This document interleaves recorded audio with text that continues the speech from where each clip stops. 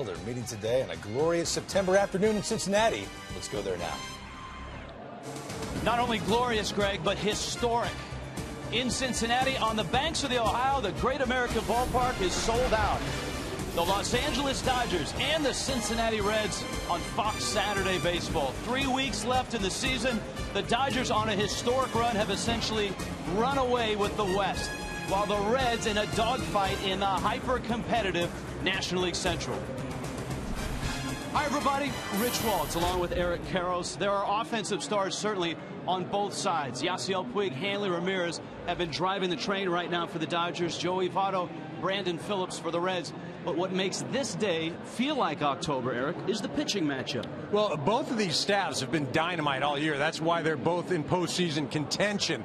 The Dodgers send Zach Greinke to the hill. Now, he's coming off a month in which he was pitcher of the month in the National League for August. He was 5-0. In his last 8 starts, he's been absolutely dynamite. Matt Latos gets the ball for the Reds. Now, he has established himself as the #1. He threw his first complete game this year in his last start against the Cardinals, and he has been absolutely electric. He'll have his work cut out for him as he goes against the Dodgers today. And, you know, this reminds me a lot of the mid-'70s with a big red machine against the mighty Los Angeles Dodgers. Funny you should mention that, because here's the historic part of today in Cincinnati. It is Joe Morgan Day. The statue has been unveiled, and the Great Eight is here. I mean, Joe Morgan has painted this town red. Yes, that's Pete Rose. Johnny Bench. You ready for a first pitch? The Dodgers and the Reds are coming up.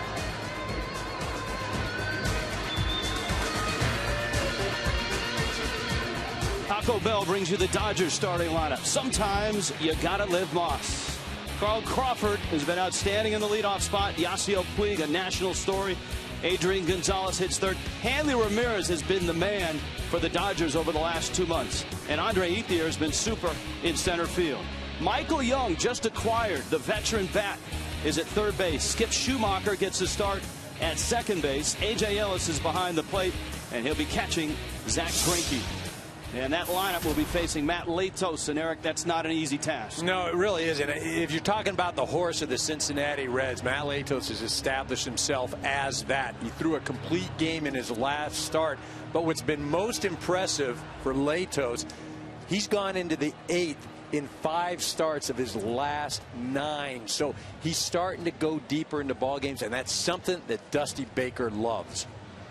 Well, Dusty Baker liked the result last night. The Reds beating the Dodgers. Reds are a very good defensive team, 3rd in the National League. And Ryan Ludwick back in left field. Shin-Soo Choo in center. Jay Bruce in right with a terrific arm. Across the infield, Joey Votto. Brandon Phillips gets the day off. Cesar Izturis starts at second. Zach Cozart very steady at short. Todd Frazier at third. Devin Mesoraco is behind the plate, catching Latos.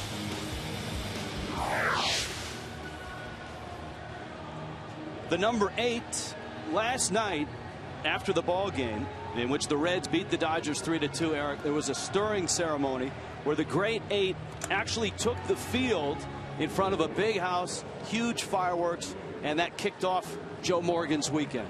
Yeah, it's really been a great weekend up to this point so far, especially if you were a fan of the Cincinnati Reds in the mid-'70s or just a fan of baseball. To see the collection of talent out on that field last night brought back a lot of memories. Yeah, it was a great sight to see. Davey Lopes, of course, a contemporary of Morgan, is on this Dodger staff, and Lopes on the top step watching all of the ceremonies.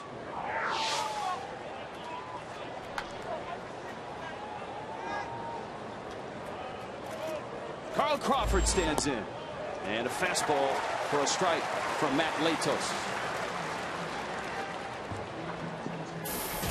Crawford healthy this year, and a lot of things have come together to propel the Dodgers on this incredible run.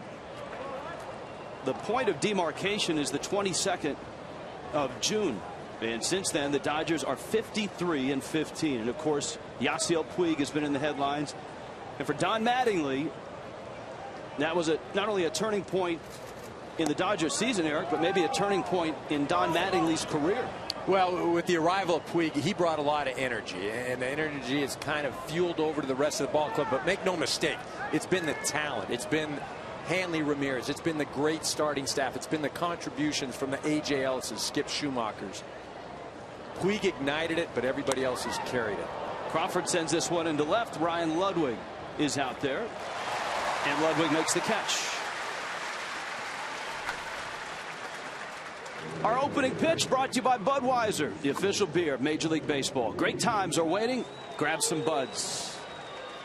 Underway in Cincinnati, and here comes Yasiel Puig.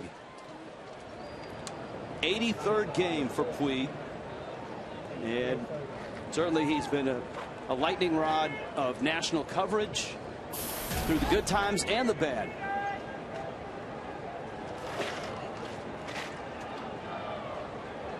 But the Cuban outfielder, loaded with talent, and Latos dots him with a fastball, and Puig is on his way to first.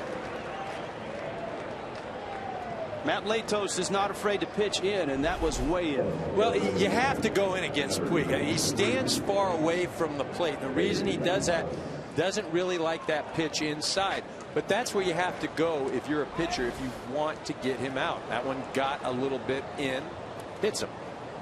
If you're going to miss hitting him. Don't miss over the middle of the plate, because he's liable to put one in the seats. Adrian Gonzalez now. Gonzalez in the 3 spot. Hanley Ramirez hitting cleanup for the Dodgers today. 83 and 57 are the Dodgers. Puig can steal a bag. Into right field, a base hit for Gonzalez. Puig around second, and he'll hold there. And the Dodgers have something going here in the first.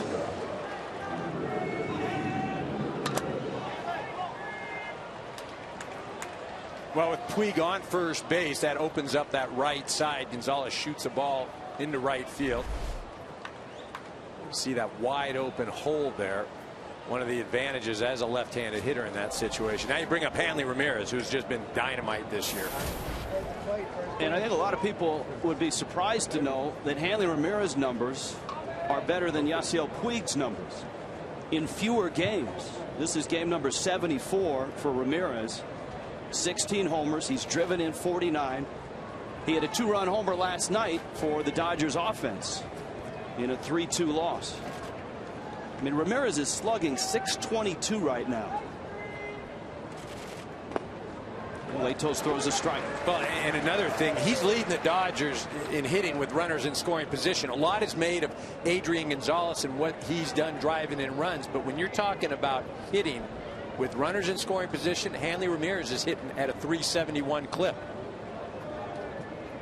He's got Puig at second, Adrian Gonzalez at first, in a great hitter's ballpark on a hot afternoon in Cincinnati.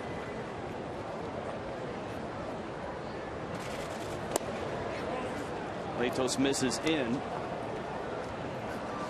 Latos has been a horse. He's been able to get deep in ball games. He finished his last start against St. Louis.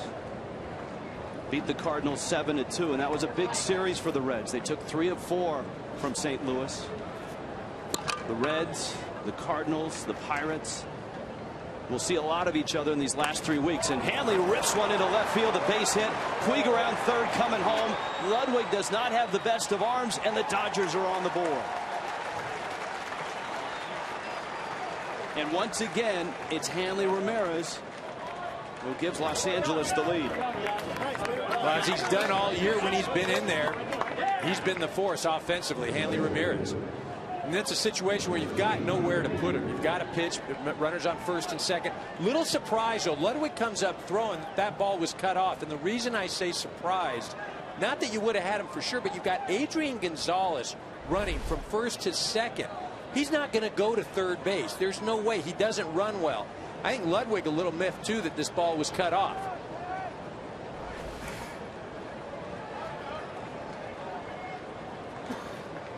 So Puig has scored. Ramirez drove him in. And here's another great story for the Dodgers, and that's Andre Ethier. In a season where All-Star Matt Kemp has been injured almost the entire year, Ethier seamlessly slid from right into center, and both defensively and offensively has been very good. Well, and Puig and Ramirez, get a lot of the accolades, and rightfully so. But since this stretch that they've been on, beginning in June 22nd, Ethier is among the top in on-base percentage, in slugging, in batting average. He's played a dynamite center field. And that's important for the Dodgers, obviously, in their run and moving forward, because Matt Kemp yesterday had a setback trying to rehab from his ankle injury. He has injured his hamstring, and there's real doubt as if Kemp would be able to return before the end of the regular season, which in some ball clubs would be a huge blow. But this Dodger ball club, stocked with stars and guys having terrific years, they've had the best run in Dodger history without him. Well, and one of the things that when you have the economic luxury where you can go out and acquire players, what that allows those upper echelon teams to do is create depth. And that's what this Dodger ball club has. I mean, heck, they just went out and got Michael Young, an all-star, and he's a role player now. Ethier waiting on a 2-1 from Latos. And he fights it off foul. And getting back to Matt Kemp, whether he's healthy or not, what you're running into now is a situation for him to have at bats, to get game ready. I mean, I know Matt Kemp would hate to try to come back and be thrust right into an October run when he doesn't have the at bats necessary to get that timing back. 1 out, a run across.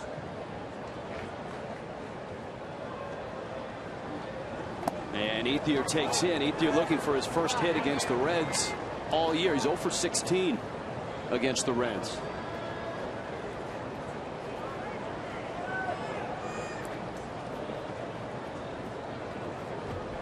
Gonzalez at second. Good speed with the trail runner. Hanley Ramirez at first. And Ethier waiting on a 3-2. And it just missed. Jeff Nelson is the home plate umpire. Latos came off the mound. Dusty Baker wanted the call, but the bags are now loaded, and here is Young. You watch this last pitch, and if you're a pitcher, you want that, but it doesn't look like that's a strike. Little low. Now you've dug yourself a hole. You got the bases loaded. Michael Young, you just mentioned it, picked up last week from the Philadelphia Phillies. He'll spell third and first. 7-time All-Star, batting title with the Rangers. He's having not a spectacular but a solid year with the Phillies. And Young had a pinch hit in last night's ball game.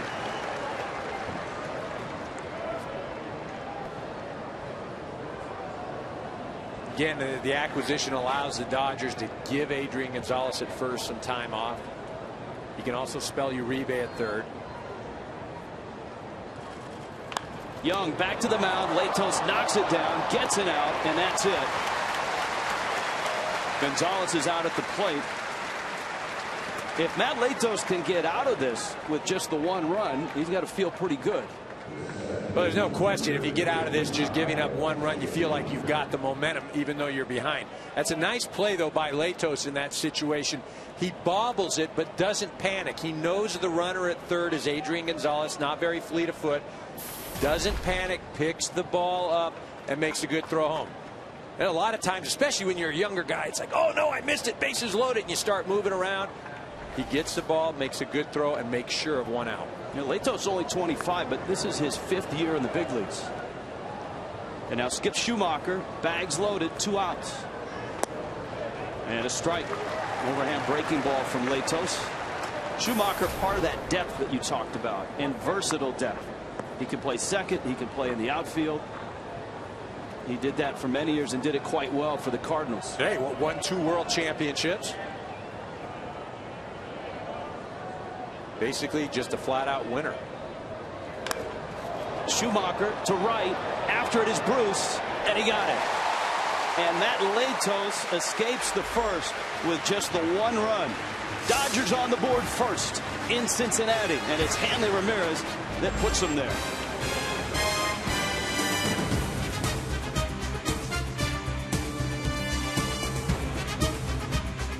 They are right now the #2 wild card team in the National League. Taco Bell brings you the starting lineup. Sometimes you got to live Moss. Shin-Soo Choo, an on-base machine. Cesar Izturis is in for Brandon Phillips today. Joey Votto hits third. Jay Bruce slotted in the cleanup spot. Brian Ludwick just rejoined the team after a long spell on the disabled list. Todd Frazier at third. Zach Cozart at short. Devin Mesoraco will hit eighth, and Matt Latos hits ninth. You see the numbers of Zach Greinke. He's on an incredible roll. Yeah, he really is. And this was the big off-season acquisition, pitching-wise, in baseball. And he's lived up to everything. Been as good as anybody in the National League. Shin-Soo Choo goes after the first pitch and fouls it off his foot. The Reds lineup a little different dynamic. Brandon Phillips got nicked up a couple nights ago, played last night, but Dusty Baker wanted to give him a day off. And so Phillips, who's been moved in the lineup from cleanup back to second, is out in this one. And Dusty told us that tomorrow he may move Phillips back into the cleanup spot just to give that leg a rest and keep him from getting out there and getting on base and having to steal some bases. Well, and you've got to have Phillips as close to 100% as you can be this time of month. You've got the Pirates 6 games coming up against that Central Division foe. So you can take a day off here. You don't play until tomorrow night. So basically you're getting 2 full days. Smart move by Dusty. Smart move by the Reds and Walt Jocketty to get Shin-Soo Choo and put him in the leadoff spot. A .421 on base, and he's slugging .470. And he's made the transition from right field to center field as well. Greinke's 1-2 up the middle. Ramirez spins and got him. So the other aspect of Hanley Ramirez's game this year that Don Mattingly talked about is his defense. Yeah, he's provided some consistency, and when Hanley was out, they had a whole host of guys at that position, whether it was Nick Punto or D. Gordon or Justin Sellers earlier on in the year. And while they were all okay, it was difficult for the third baseman, the second baseman, because you have a new guy at short all the time. And as good as Hanley's been offensively, he's really been consistent defensively. Cesar Izturis now, the veteran, getting a start at second base. Versatile guy. Can play short, can play second, can play third.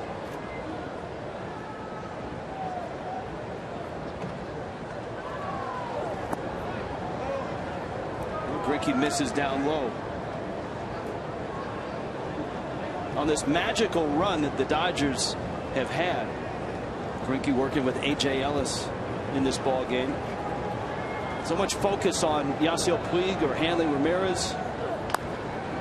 The tapper into center field, a base hit, and Izturis is aboard. We talked about June 22nd and what an important date that is for the Dodgers. Greinke has made 14 starts since then, and the Dodgers are 13-1 in those starts, and he's pitched to a 2.08 ERA. Yeah, the starting pitching has been fantastic for this ball club. You talk about Kershaw, you talk about this man, Zach Greinke, Ryu, who did not pitch last night, the Korean left-hander. You know, all those guys, when you take those three, and Velasco and Capuano, they have just been unbelievable during this run. Joey Votto now takes a fastball down low. But you look at both of these clubs right now, the reason they're both where they're at is because of the starting pitching. Did you hear the collective sigh of relief in Cincinnati yesterday when Joey Votto hit a home run? Votto homering to left, his 2-run shot, the difference in the ball game in a Reds win. This was last night. It was a bullpen game after a short start. A groin strain by Chris Capuano. And for Votto, that snapped one of the driest spells in his history. Against the fine reliever J.P. Howell of the Dodgers, hadn't given up a home run to a lefty this year. This is a terrific individual matchup between Greinke, who moves the ball, add, subtract as well as anyone, and Votto, who probably has the best strike zone command in the game.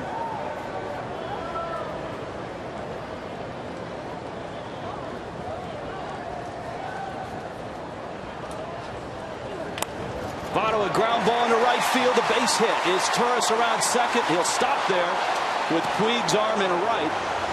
And the Reds have runners at first and second. Here comes Jay Bruce. Well, much like Gonzalez did in the first inning for the Dodgers, Votto does the same, and that's finding that hole on the right side. So important as a left-handed hitter when you have that runner on first base. If you can get a ground ball to the right side, you got an excellent chance of getting a base hit.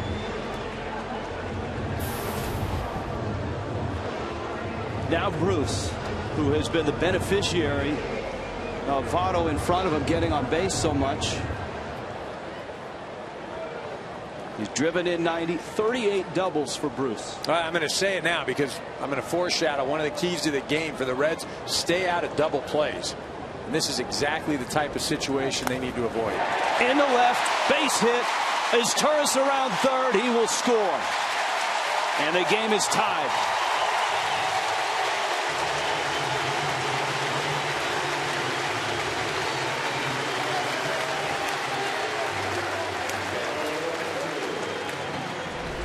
Well, Bruce does a nice job of going with the pitch.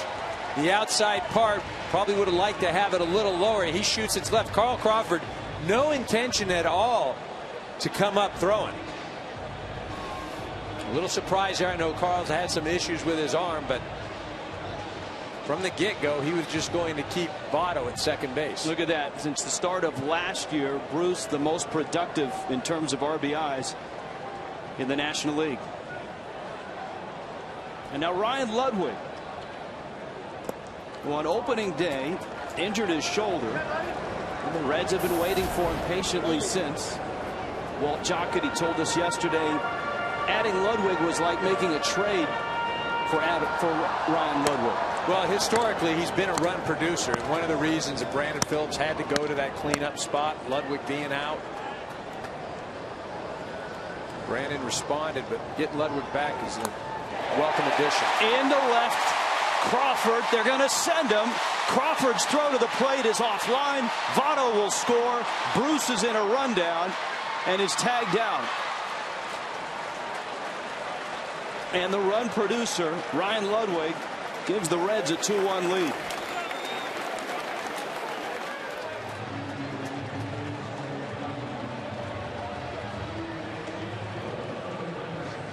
Four consecutive hits against Zack Greinke.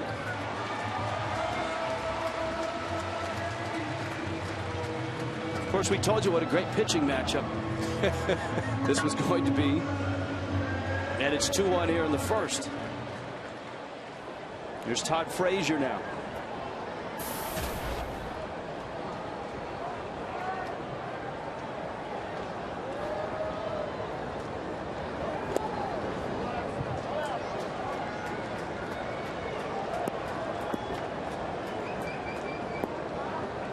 Frazier coming off a real nice year last year.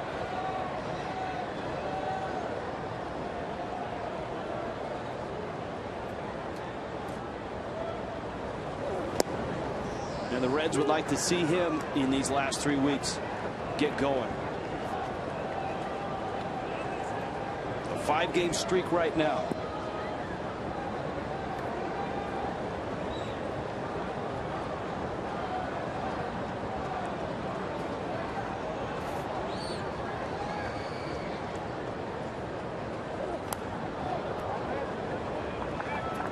Well, he was one of the guys that was real productive last year, not hitting for the average that they had hoped.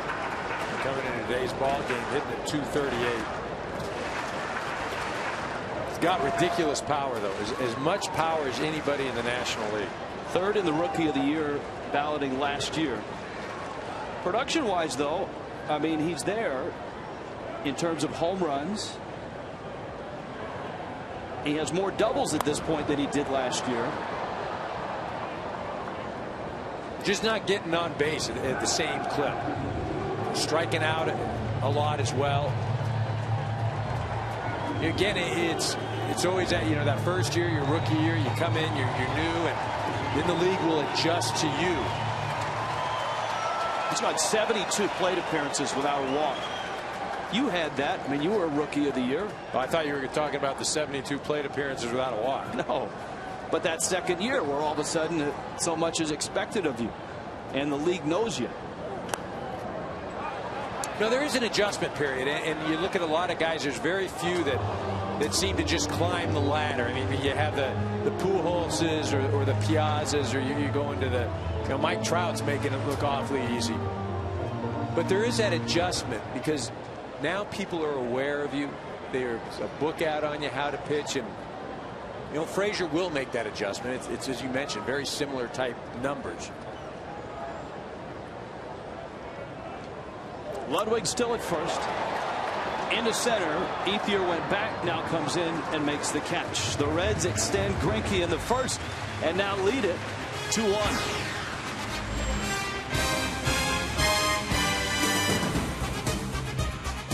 Only Ford gives you EcoBoost fuel economy and a whole lot more. And by Taco Bell's new fiery Doritos Locos Taco. Live Más. In Cincinnati, 2-1. Reds on top. Rich Waltz along with Eric Karros. And the legends. The great eight here. George Foster.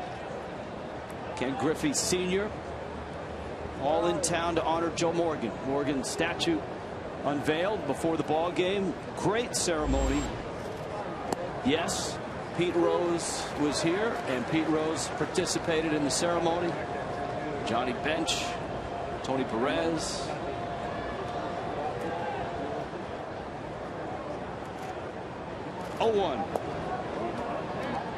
We talked about Davey Lopes being on the top step watching. Another guy that was watching intently, who grew up in Indiana, and in his wiffle ball games as a kid, they were all Reds.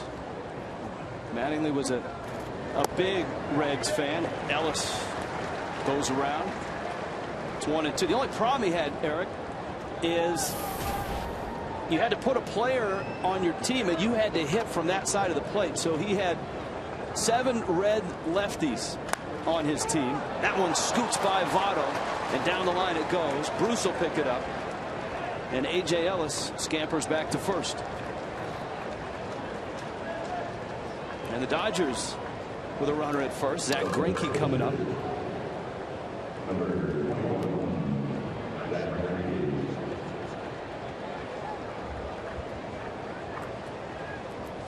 Greinke very good with the bat, a .347 average. So take a look at this, what the Reds do defensively. That ball that A.J. Ellis hit down the line. Now, normally as a hitter, you're going to take a pretty good turn around first base. You're going to get going. But look who's over there. Look who is over there. So you can't take the wide turn. It's the pitcher, Matt Latos. Don't see that very often, but a little twist the Reds do. Greinke in defense bunts. Votto pounces, looked at second. Nice jump by A.J. Ellis, and he gets into second on the sacrifice bunt. Well, Zach Greinke sacrificing right now, one of the best hitting pitchers. This ball just running in, but still athletic enough to get that bunt down. Votto had thoughts of going to second base, but does the right thing, gets a sure out.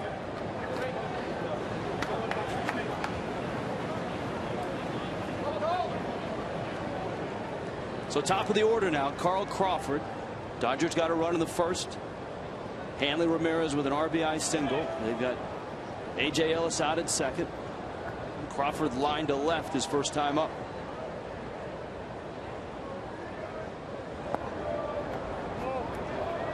And both right-handers, Latos and Greinke, extended a little more than each manager would like in that first inning. We mentioned 2 of the top pitchers in the National League, but it is a warm day today. Ball will be jumping, as you mentioned. They had to work each of them in that first.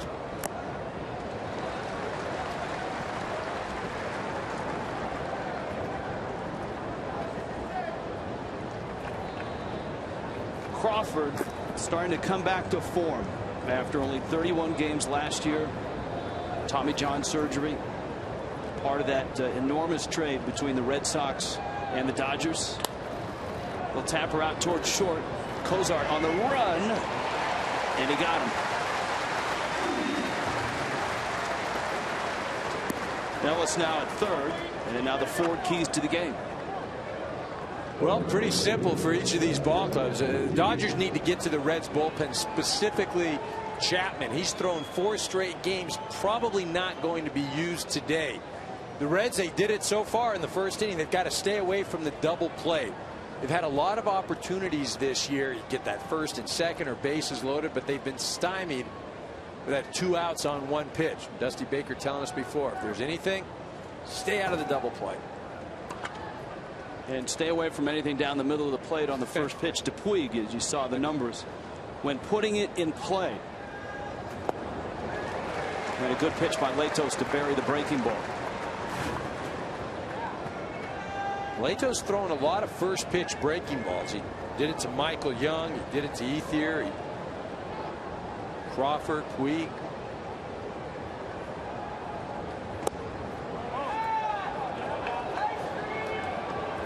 Talked to Dusty Baker, Brian Price, the fine pitching coach here in Cincinnati. And they're very proud of where Latos has come from last year when he joined the ball club to where he is now. A bona fide ace. His ERA under 3. Puig with a count 2-1.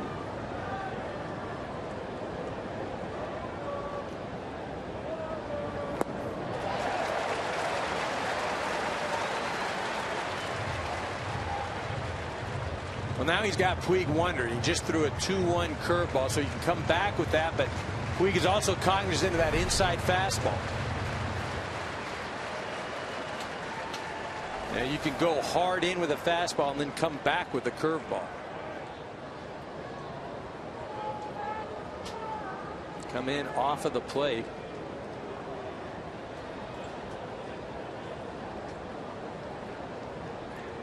A.J. Ellis at third. 2-2 coming. He came in with the fastball and he fights it off. So now he's got Puig set up. You can double up, go back in there. You can throw the curveball. I think with as effective as he has been right now, I'm going to have to go with a curveball.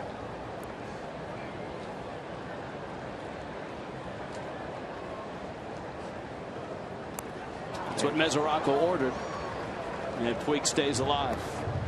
Been interesting watching the cat and mouse game between pitchers in the National League and a guy that for many came out of nowhere. I mean, only in the Dodger system for a year.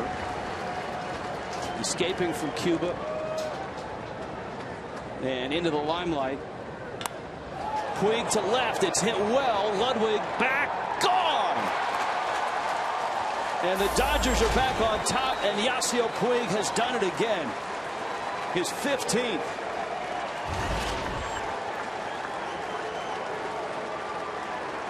It's a game of adjustments, and Puig just made a big one. Latos left that thing out over the plate, and it was up. The breaking balls he had buried before, and again, the fastballs he had come in off the plate. Tried to follow a curveball with another breaking pitch, but didn't get it down enough, and Puig was able to extend. You see that thing up. They knew it.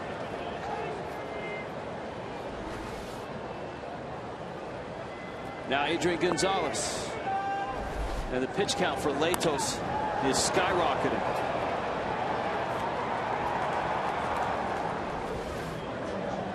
So Puig has a 2-run homer. He has scored 2 runs. Gonzalez, who had a single back in the first. He's had a dry spell as well. Not as long as Vados, but both first basemen. 2 guys who are so consistent in their career. That's a swing.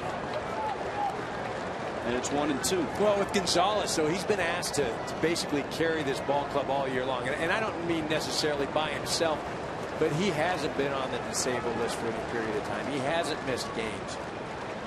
You know, you get into September, you start to wear down. That's why I think the Michael Young acquisition, you know, initially everybody thought, what's he going to play third base? And Uribe's doing a decent job, but it was more so to fill in over at first base and give this man a blow here and there. Well, Young's played everywhere in the infield in his career. 2-2. Latos thought he had a strike.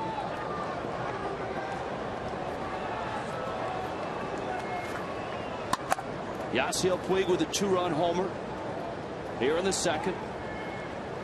And the Dodgers a 3-2 lead. Votto, it's a fair ball. Latos is there. Safe. He missed the bag.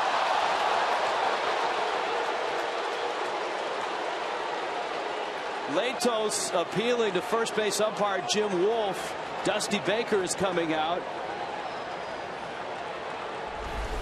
Yeah, I didn't feel like he missed the bag. I thought it felt just beat it. Look, he's right on the corner there.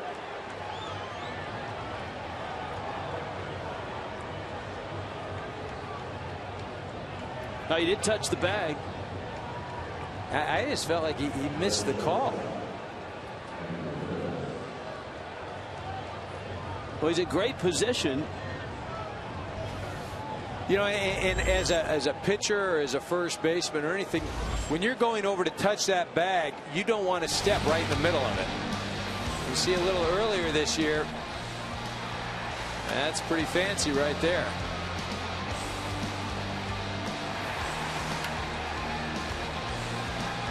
On this play, though, Latos was a little late, and it apparently cost him. Well, and I think one of the things, Joey Votto was running towards the bag, and Latos may have felt like, okay, he's going to keep coming. That's where you've got to be a bit vocal if you're a first baseman. And a long inning gets longer for Latos, who already has thrown 41 pitches. Latos's foot is down before Gonzalez's foot. He just wasn't definitive enough with touching the bag. I think you're right. I think first base umpire Jim Wolf just felt like he missed the base. To third, Frazier, short way to second, but the Dodgers reclaim the lead, and they do it with Yasiel Puig, his 15th homer of the season.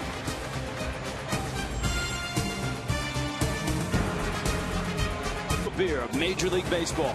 Great times are waiting. Grab some buds. This was supposed to be a pitcher's duel, and in the bottom of the second, the Dodgers have a 3-2 lead. To give us some perspective on this, we need a catcher.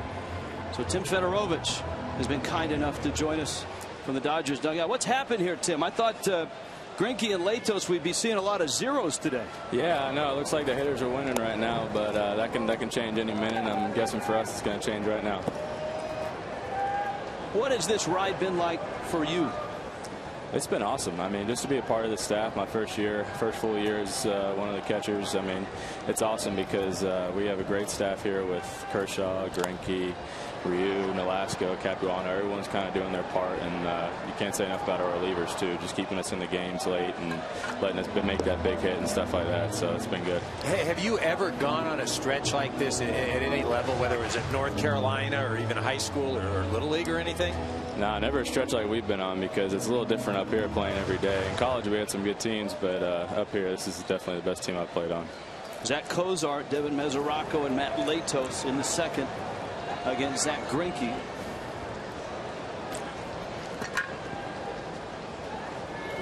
Tim Federovich with us, Dodger catcher.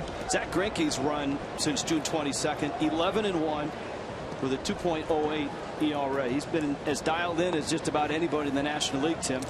Yeah, he's been great. He made a little adjustment earlier in the year, and after he made that adjustment, he took off. His velo came back up. His slider gave him a little bit sharper. It's been fun to watch. Timmy, who's been on the staff?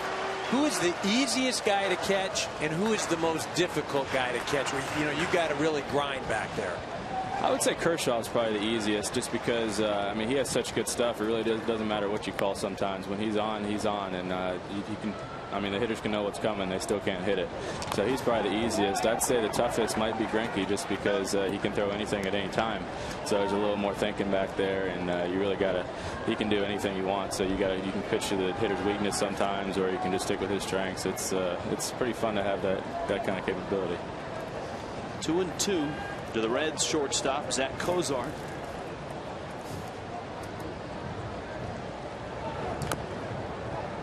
And then he fouls it off.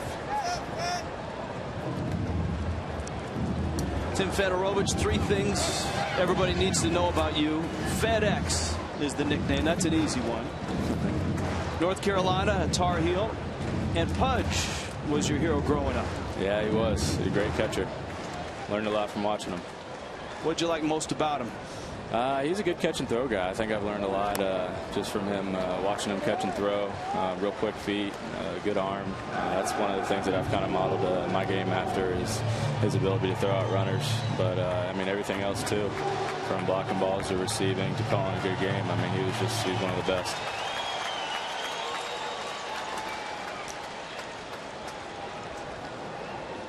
Two and 2 to Cesar.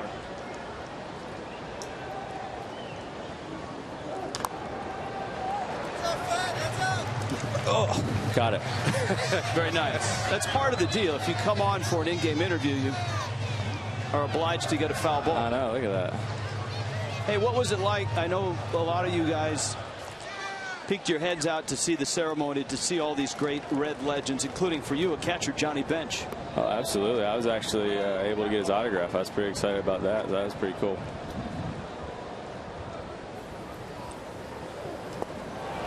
Finally, Greinke gets him. And down goes Cesar. Before the ballgame, the Great 8 arrived, including Hall of Famer Johnny Bench, as they honor Joe Morgan today. Morgan will be joining us in the 3rd. So you're not necessarily the warm-up act, Tim, but Joe Morgan will be here in the 3rd inning. Okay, cool. So I'm warming it up. So Fed, you've got 21 games to go after today. Looks like you guys are going to go to the playoffs. How do you stay focused, stay sharp, and not get caught looking into October? I think the biggest thing for us is we're trying to get the best record in the NL. We want that home field advantage. That's the biggest thing. That's the main focus right now, is just to make sure we win every game. We're not going to take any off, and that's why yesterday you could really tell it hurt, especially in the clubhouse. We don't want to lose 2 in a row. I mean, if we lose 1, that's bad, but 2 in a row is unacceptable to us. Devin Mesoraco now for the Reds. Matt Latos on deck. And Greinke pours in a strike. It's 0-2. You talked about Pudge being a guy you looked up to as a kid growing up. Who do you look to in the league now and just say, man, that guy, he's sweet? I like how Yadier Molina catches. I've watched him a lot, especially playing against him a couple times now. He's fun to watch. I've learned a lot from him too. He's another catch and throw guy. He's fun to watch, and now his hitting's coming along too. So if I could be the type of player that he is, that'd be pretty good. Should a catcher be an MVP? I think so. I think so. We have a lot on our table, and to let alone be able to handle all the pitchers, call the game, and then also hit. I mean, that's pretty special. All right, Tim. Thanks for the visit, buddy. Yep. Thanks, guys. Good luck down the stretch. All right. Tim Fedorovich, catcher for the Dodgers. Let's go to Greg Amsinger now for a Pepsi game break. Greg. Hey, Rich, thank you very much. Let's go to the Bronx. You know, David Huff replaced Phil Hughes in the Yankee rotation. The start against the Red Sox this afternoon not going well. Started up a home run to Mike Napoli. This one to Johnny Gomes, a 3-run shot. Score 5-1 Red Sox in the top of the 3rd. Rich, Eric, back to you in Cincinnati. Boy, what a collapse last night by the Yankee bullpen. Losing a big lead. Well, it started a few nights ago, though. They had that lead. They had a great comeback. Mariano coming in for the save. Not able to hold it. The Red Sox. Quint Berry gets around the bases and scores. End up losing that ball game. I mean, the Yankees a couple days ago, it was looking real good for them. Well, still in the American League wild card race. The Tapper. Schumacher to his left. And for Zach Greinke, an uneventful second. Hall of Famer Joe Morgan when we return. I saw you see Davey when you came out. That was, well, he was out there and he's out there clapping. Well, what was great is, you know, they were our chief rivals, and it made us better. Yep. You know, we made each other better. It's like that old saying, you know, if you got a rival in basketball stuff. Yep.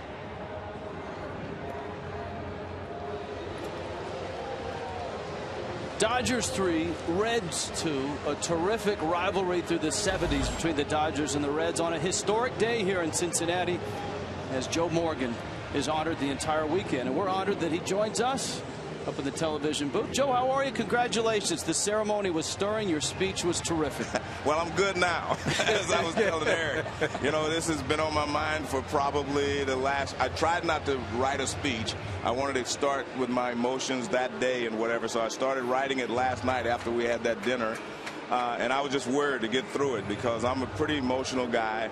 And my family's here, friends from all over the country. So it was a pretty big deal for me. No, big deal. I mean, this is your town, and to have the great 8 here, to have Johnny Bench, to have Tony Perez, to have Pete Rose here had to mean a lot for you. Well, of course, Pete, it means a lot not only to me but to him, because if you would have seen him last night, the emotions that he showed, because he had not been on the field, he had never been in this dugout, and he had never participated in things here. So it was great for Pete. There you see Pete. I mean, he's a special individual, and I will always be grateful for the fact that I had the opportunity to locker next to him for 8 years here in Cincinnati and 1 in Philadelphia. Andre Ethier fights off a fastball. Mesoraco gives chase and just can't make the catch, and he lost everything on the landing. Good effort by Devin Mesoraco, the Reds catcher. What do they call that at skiing? A yard sale? Everything came off. See Mesoraco hustling over there. You got to like it as far as if you're a catcher. You like it that it's dirt. If you're playing when you used to play, Joe, that's turf, and you're burning up right there. Of course, you started your career in Houston. Yes. And you arrived here in Cincinnati when the Big Red Machine was just getting going in '72. Well, you know, the great thing for me, I played on the first AstroTurf field. It was built because the Astrodome, they couldn't grow grass, so of course they came up with the synthetic turf. But coming to Cincinnati, obviously, as Tony Perez told me many, many times, Eric, he would say to me, in Houston, you were a big fish in a little pond. He said, we brought you over here and made you a star. And every day I would say thank you. Two-time MVP and a great run, a two-time world champion here with the Reds. I thank you for that, and I tell people all the time, I am humbled by the accolades that I receive from a lot of people, but as Eric will probably tell you, the ones that mean the most are the guys that you play with every day and what they think of you. And I've had such great comments from Bench, Rose, Perez, Foster, Griffey, you know, Concepcion, Geronimo. All those guys have said great things about me, and that's kind of means a lot to me, of course.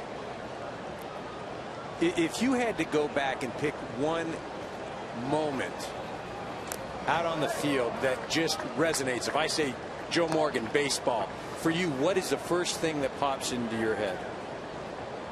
Well, probably my first day playing baseball in the big leagues. You know, you had the same experience I did. You grow up, you wanted to be a big league player. The thing that resonates with me is that time, my first day I came to the big leagues, and when I buttoned that last button, because that was an accomplishment. Look, I didn't set out to make the Hall of Fame. I didn't set out to have a sculpture of me. But I did set out to make it to the major leagues. So when I achieved that, and that day when they gave me that first major league uniform, I mean, I guarantee you think about it, man. Yep. That first day, all the other stuff is great. But that first moment I buttoned that last button, man, I knew I was a big leaguer. And that was a Colt 45 Colt 45. You're exactly right. So you got a good memory. That's right. All right, now wait a minute here. Yeah. Speaking of uniforms, I want to take a look at this Padre here. This is you on photo day in San Diego with a pair of the Keros kids. Yep. That's myself, obviously. And then the funny thing is I had Joe sign this when he was doing collegiate baseball. I was at UCLA, and he was kind enough to say that thank goodness I was listening to his tips. But I have to tell you, for me, as a fan of the Big Red Machine growing up, what this weekend has meant. I was just in the room. It was at the Crosley room right over there. All the guys were in there. I had a chance to talk to Davey Concepcion, Cesar Geronimo, Pete Rose. And for me, it brings me back to I'm a little kid. I'm a fan. You're talking about buttoning that first button. I'm in the room with the Big Red Machine. I know it sounds kind of crazy and all that sort of stuff, but that's what it's all about. That's the feelings that you and your group, unbelievable. It is unbelievable because we have such admiration for each other, and we've been friends a long time now, and we're still close friends. And it's just great when we get together and have a chance to talk. Michael Young at the plate, and he takes outside. Now, who coined the term the Great Eight? You know what? I don't know.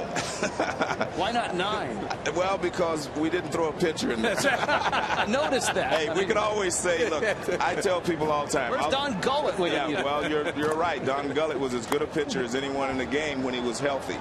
I always said I would take these 8 players and I'll play anyone, 7-game series, anytime, and I think we would come out on top. Look, I know I've heard about the 1927 Yankees, and I try to give them their due.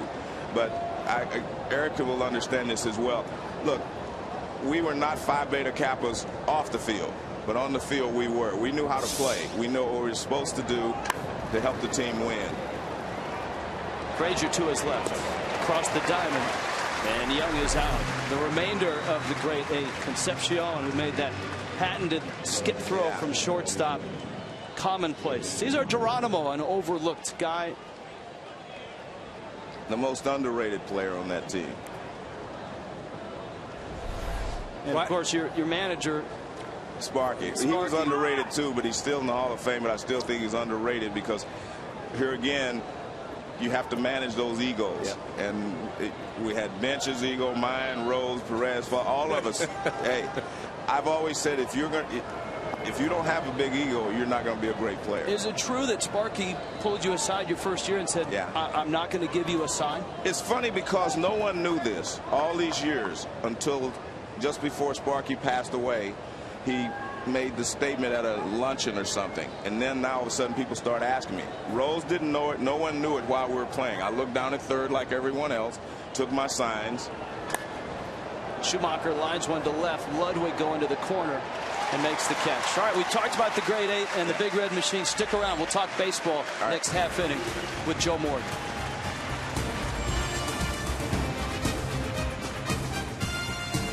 Cincinnati sellout. Dodgers a 3-2 lead. Rich Waltz, Eric Karros, and Joe Morgan with us for so many years. The voice of baseball on Sunday night. And I know you still follow the game. Tell us about the Reds. Your ball club. You work for the Reds. You spend a lot of time around this ball club. It's a team that right now is in a real dogfight with 2 other teams in the Central. Well, first of all, the guy that's hitting now, Shin-Soo Choo, he has been a big difference in this ball club. Last year, our first and second place hitters on base percentage was the lowest in the league, and Choo has been just nothing less than phenomenal. We haven't actually had a good second place hitter for him because Brandon had to hit 4th, but he's done a great job hitting 4th, driving in 100 runs. But we could never find a guy to hit second. So now Dusty's decided to put Brandon back at second. And that's where we are. But this is a very good team. We've been without Johnny Cueto, who is one of the best pitchers in all of baseball. And so that's hurt us a lot. We have always played well down the stretch, though, and I'm looking forward to that now. And Latos has been the guy that's kept everything together for us. He and Leak. Of course, Bronson Arroyo is always there for us. And Homer Bailey's pitched a no-hitter. So we've had some highlights, but I just think that right now we've got to be a little bit more consistent down the stretch. And there is a chance that Johnny Cueto will be back. Brian Price and Dusty Baker both said that they're grooming him, and hopefully in 2 weeks, whether it's in that super reliever role that Tim Lincecum had last year in the postseason, or maybe as a starter, they're not sure yet. Yeah, that's a good point. I hadn't thought about the Tim Lincecum, situation. That could work. It worked against the Reds last year. Right. And Chu doesn't do this very often. He takes a called 3rd strike. So with your time now, you're still working for the club. You've got the Honda dealership. You've got the radio show Conversations with Joe Morgan. You've been on there, my guest, my favorite guest. But you've had Sandy Koufax. You've had Willie Mays. Yeah, it's been great. How come you never wanted or never managed a ball club? Never got on the field? Great question. Because I actually went to sleep twice as a manager and woke up and said, "Are you crazy?" I really did. Just when I was getting ready to retire, I I didn't accept it verbally with the owner. Right. But I had talked to him, and I went to sleep. I said, you know what, I'm going to do this. And then I woke up the next morning, and I said, no, you're not ready to do this. The first time, I wasn't ready to take the uniform off. I was I went back and played 2 more years. I played for the Phillies, and then I played for the Oakland A's. The second time, I just had decided I was in business. I had started a business in California, and I just decided that that was what I was going to do. Joey Votto up right now. Talk about Joey Votto. He's kind of been a lightning rod. It seems like fans want Votto to be more like Brandon Phillips, and they want Brandon Phillips to be more like Joey Votto. How do you balance that? Well, this is the first year Joey has been kind of scrutinized that way, because Joey's always put up the numbers. He hasn't driven in as many runs this year as they're accustomed to, and I think that's where it comes in. This is the new age of baseball, the sabermetrics. Do you walk? Is a walk as good as a hit? You know, those kind of things. And so some people say Joey's doing the right thing by taking walks and whatever, and other people are saying they want him to swing the bat more with runners in scoring position. You did both. Yeah. I mean, you look at the sabermetrics, you know, which they weren't as pronounced back in your day, but you look at the on-base percentage, over 400. I mean, you did both. Yeah. Well, I thought it was. I went at it a little different way, as you know. I tried to get on base if no one's on base, but if somebody's at second base, I always felt it was my job to try to drive them in, not leave it up to bench or somebody behind me. And so that's the way I approached it. But let's be honest, the way the game is gone now, numbers seem to dictate how things go, how players play, and it just changes things. Right. I mean, you were an RBI man. You didn't want to walk no, with a runner at second base. No. But the game is changing. But some would And argue people now say we're old school. Yeah, well, they'd say old school, or they'd argue that that's being selfish. Right. You know, but I know that, you know, you could make arguments both ways, but I want that guy up there to drive a run in. I'm in the same situation. I had some pitchers came to me recently, and they asked me, if you have a runner at third and one out, do you want the guy to hit a sacrifice fly, or do you want him to walk? I said, I want the run in. You know what I mean? So that's kind of, but either way you look at it, there's baseball. The one thing about baseball, there's more than one way to get the job done. So it's kind of hard. But everybody thinks you're old school if you think that you're supposed to drive the run in. And I guess that's new school if you take the walk. Well, and in Votto's words, he's not real comfortable going out of the strike zone. And oftentimes he doesn't get pitched to. Right. But see, you know what I'd say to that, though? I mean, real quick on that. He struck out over 120 times. So he strikes out. So he must be swinging at something out of the zone. Well, I mean, for Votto, you look at what he's done in his career. He has driven in runs in the past. This year is sort of an anomaly. Yeah, and it's interesting because Eric just brought up the point. I mean, 120 strikeouts or 120 strikeouts. Right. So you've had 3 strikes there to hit. Look, it's just an unusual situation for him this year. Brandon Phillips has tried to pick up some slack, and he did for a long period of time, hitting fourth. I think down the stretch we're going to see Joey Votto a little different, like that. Votto to left. It's deep.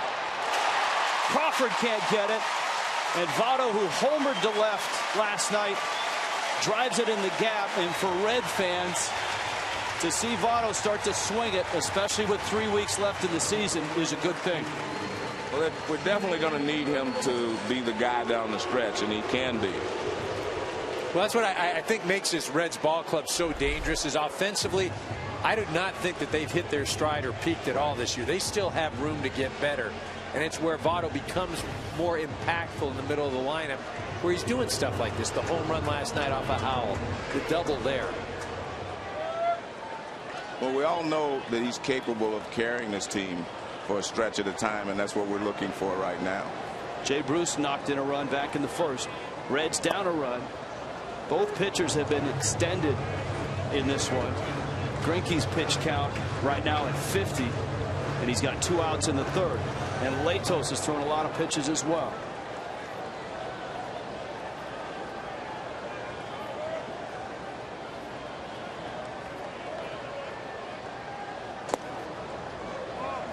I got to go back to the managing question. It's interesting. Do you look back and say, you know what, I wish I would have taken a job? I have to tell you the truth. I don't personally, but for the people that I care about, my dad wanted me to manage. Sparky Anderson wanted me to manage.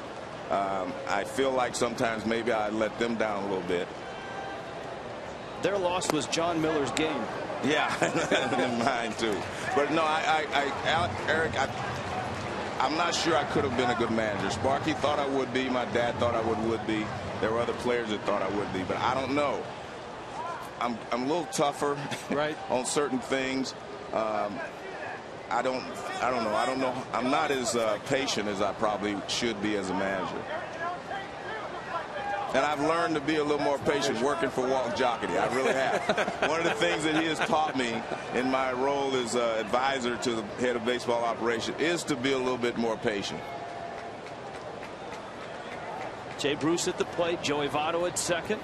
Dodgers up a run in the third.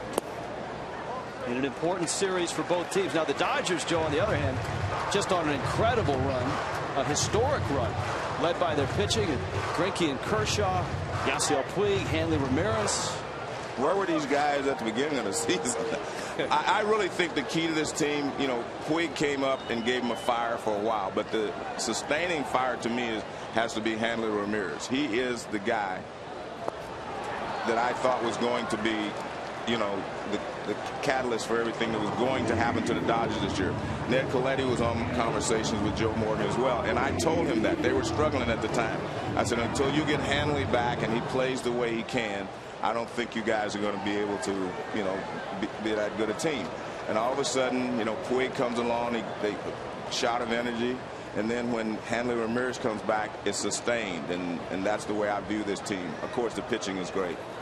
3-2 pitch. Greinke, a terrific athlete, gets the out. Joe Morgan, congratulations. My pleasure.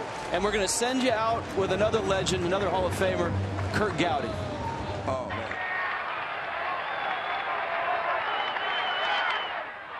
There's a looper. May drop. It's in for a hit. Here comes a throw to third. Rose hits the dirt. He's safe. And there goes Morgan down to second. And the Reds have the lead 4-3. Joe Morgan's bloop single right now is the difference. Top of the ninth inning, he put the Reds ahead. There's a high fly ball. It should be all over. Geronimo's under it. And Cincinnati has won the World Championship, beating the Boston Red Sox 4-3. Drive a Firestone. And by Fox Sports 1. To find your channel, go to foxsports1.com.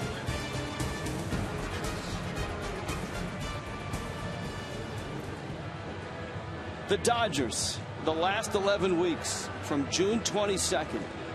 Just an absolute incredible run.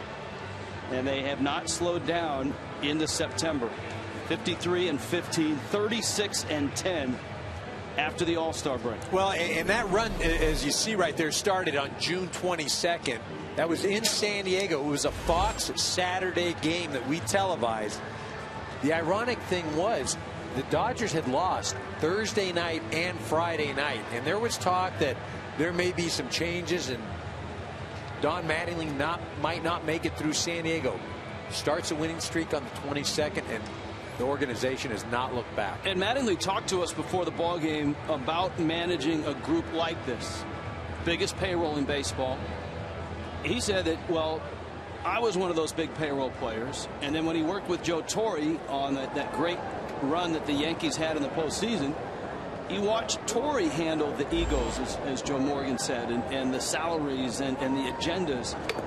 And he's taken a page from Joe Torre. He didn't panic, Eric, when he got to that point in June. Well, I think managing, for the most part, nobody can outthink the other guy as far as gamesmanship. I mean, there's basic things. You move a guy over, you bring in this guy, but managing personalities and the ability to manage players, that's what separates the good, the great, the successful, all those sorts of things. And Don Mattingly, in this situation and how he's dealt with this ball club and the egos, and you can say what you want about the one-loss record early on, but as a manager of people and the respect that he commands, he should easily be up for Manager of the Year.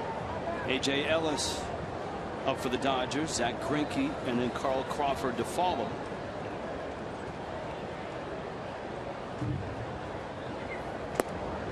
And that's a strike from Matt Latos. What have you seen from Latos in this ball game? He's already at 60 pitches. I was going to tell you, I was going to ask you what's gone on the last 2 innings, because I've just been talking to Joe Morgan and just with goosebumps and everything. Now Latos, he was throwing the breaking ball. He made one mistake pitch, and that was to Puig, and he had Puig set up. He had busted him in. He had set him up with the curveball. He could have come back in, tried to double up. One bad pitch has put him in this situation so far, but he's been pretty darn good. He's retired his last 4. And a little single into right field, second hit for A.J. Ellis. So he's 2 for 2. Greinke sacrificed him back in the second. Greinke, a terrific athlete. You saw that sprawling play that he made on the mound. He's not made an error since July of 2010. Great athlete, great hitter. We saw him bunt earlier. Clayton Kershaw had a charity ping pong event a week and a half ago. Zach Greinke can play some ping pong. He eliminated the team I was on. He can do it all. Unfortunate that was not in your scouting report at the start of the game. He pulls back and tries to chop it over the head of Frazier, who gets the out at second.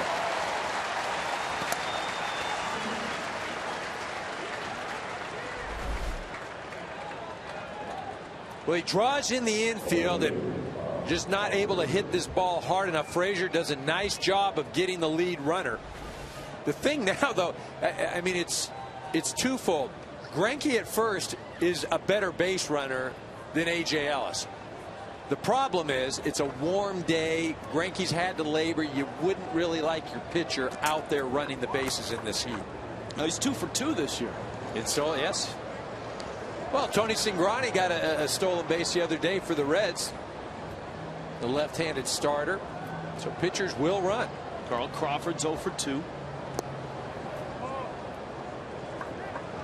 You know, I think when the Dodgers made the big trade with Boston, they weren't quite sure what they were getting with Carl Crawford. Things obviously didn't go well for him in Boston. He was coming off Tommy John surgery.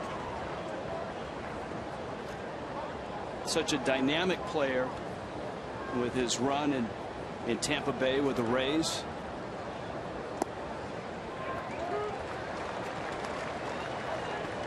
Yeah, obviously him coming over, the Dodgers were just hoping he would be ready in spring training, and let's see what happens over the course of the year. They've been able to keep him on the field for the most part.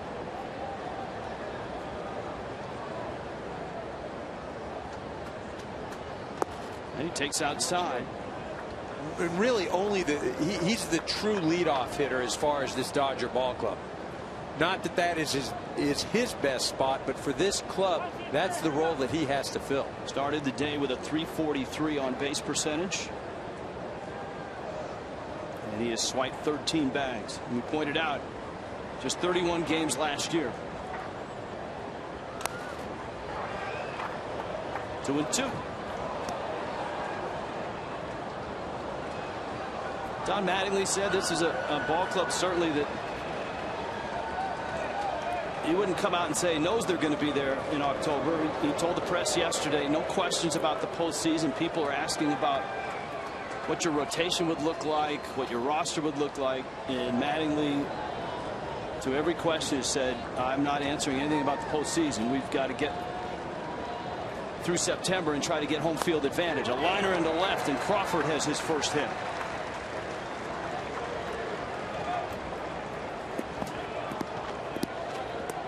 Log on to foxsports.com/ace for your chance to win a sports room makeover.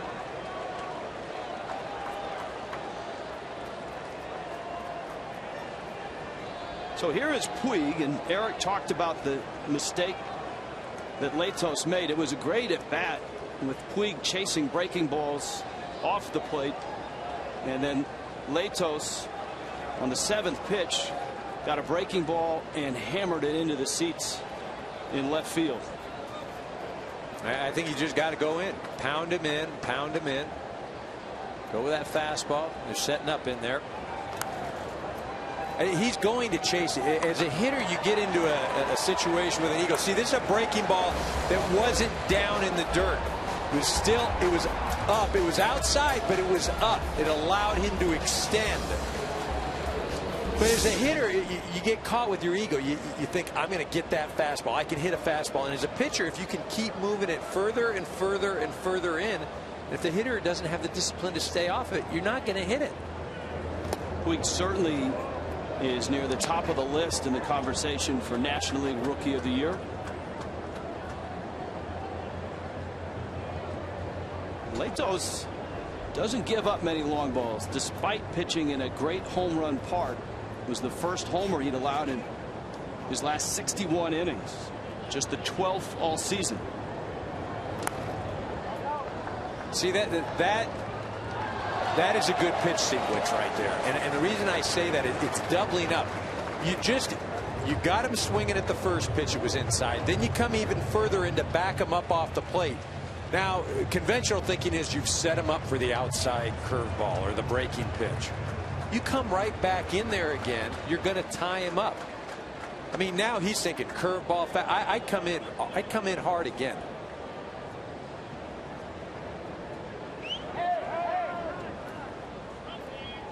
Dodgers with runners first and second. It's Zack Greinke, who runs well out at second base, and certainly everyone knows Crawford can scoot. He's the trail runner.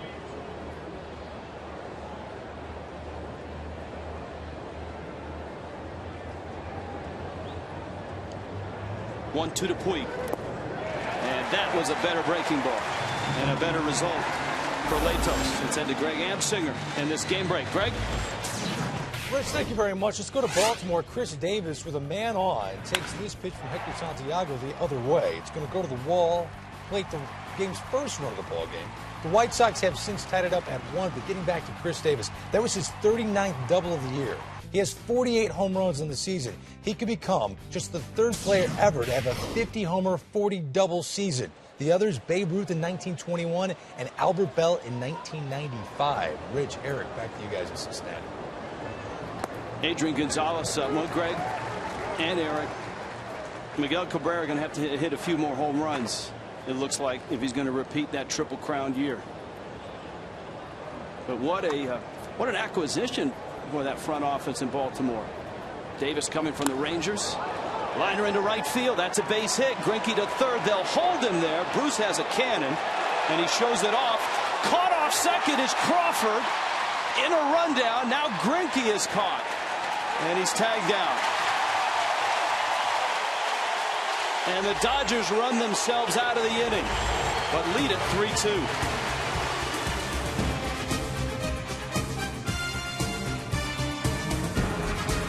Moving parts on that last play.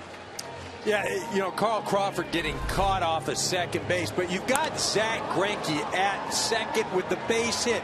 Now, you're not going to try to score him or have a play at the plate because you don't want any kind of collision or anything like that. So he gets held up. Carl Crawford gets caught. Now, look, Zack Greinke just stays there, doesn't get in any type of rundown. Again, you're playing for October. The last thing you want to do is get hurt, pull a groin, do any of that sort of stuff. Now you've come too far, you've accomplished too much. But Carl Crawford in that situation has got to be thinking ahead a bit right there. You know, lost in that is a real nice day by Adrian Gonzalez. Gonzalez a 3-for-3 day. And Greinke, now trying to compose himself and go back to work on the Reds. Ryan Ludwick, Todd Frazier, Zach Cozart. If you just joined us, the Dodgers jumped on the Reds with a run in the first. Hanley Ramirez with an RBI single. Cincinnati answered. Jay Bruce and Ludwig with RBI hits, and it was 2-1 Cincinnati after one. Yasiel Puig with a 2-run homer in the second. And both pitchers have settled in a bit after a rough start. Greinke at 56 pitches. Here in the bottom of the fourth. On the banks of the Ohio on an absolutely glorious Saturday in Cincinnati. With the town alive and red. Joe Morgan weekend.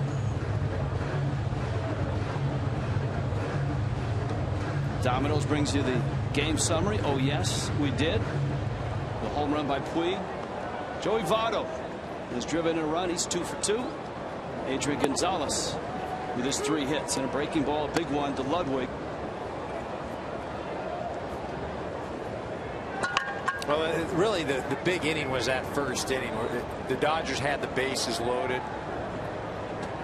1 out, weren't able to score any more runs. Reds come right back and get on the board. High fastball, and Ludwig goes down swinging. 1 out in the 4th. They'll bring Todd Frazier up for the Reds.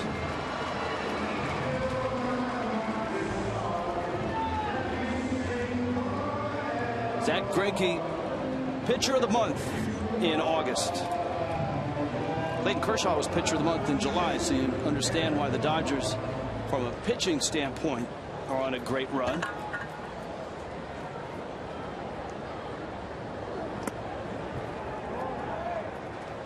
Well, and that's talking about Ryu, who's thrown extremely well, top 10 in the league in ERA. Ricky Nolasco, the acquisition for the Marlins, has been dynamite. Nolasco very easily could have been pitcher of the month. He was 5-0 with a 1.64. Well, I think Kershaw may have had the lowest ERA of any of the starters. He had an ERA right above 1. Didn't have the victories, but you just mentioned it, the starting staff has been great. Of course, it was not a great start to this season for Greinke, with a Carlos Quentin tackle on the mound, breaking his clavicle. Frazier out on that front foot, and it's 1-2. Well, one of the things that makes Greinke an elite pitcher, forget the athletic ability or the talent, but it's the competitiveness. I mean, the desire, the drive. Look, most guys at this level have that, but people have varying degrees. He just does not like to lose in anything.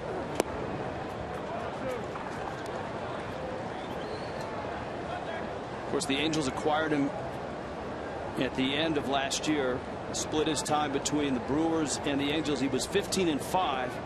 His ERA was about 3.5, and he shaved almost a full run off of that this year. Got him. Breaking ball. Greinke has punched out 2 to open up the 4th.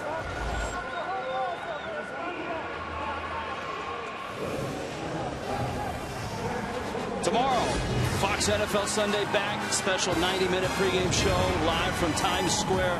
Terry, Howie, and the guys, they'll reveal live which superstar performer will be this year's halftime act at Super Bowl 48. Full day of NFL action begins with Fox NFL kickoff on Fox Sports 1, 11 a.m. Eastern, followed by Fox NFL Sunday, 11:30 Eastern on Fox. Zach Cozart bangs one into center field. And the Reds have a 2-out hit here in the 4th. The Bengals are not in town for Joe Morgan weekend. I believe they're in Chicago. Yep. Take on the Bears. Cozart now with a 12-game hit streak. He's on a nice run.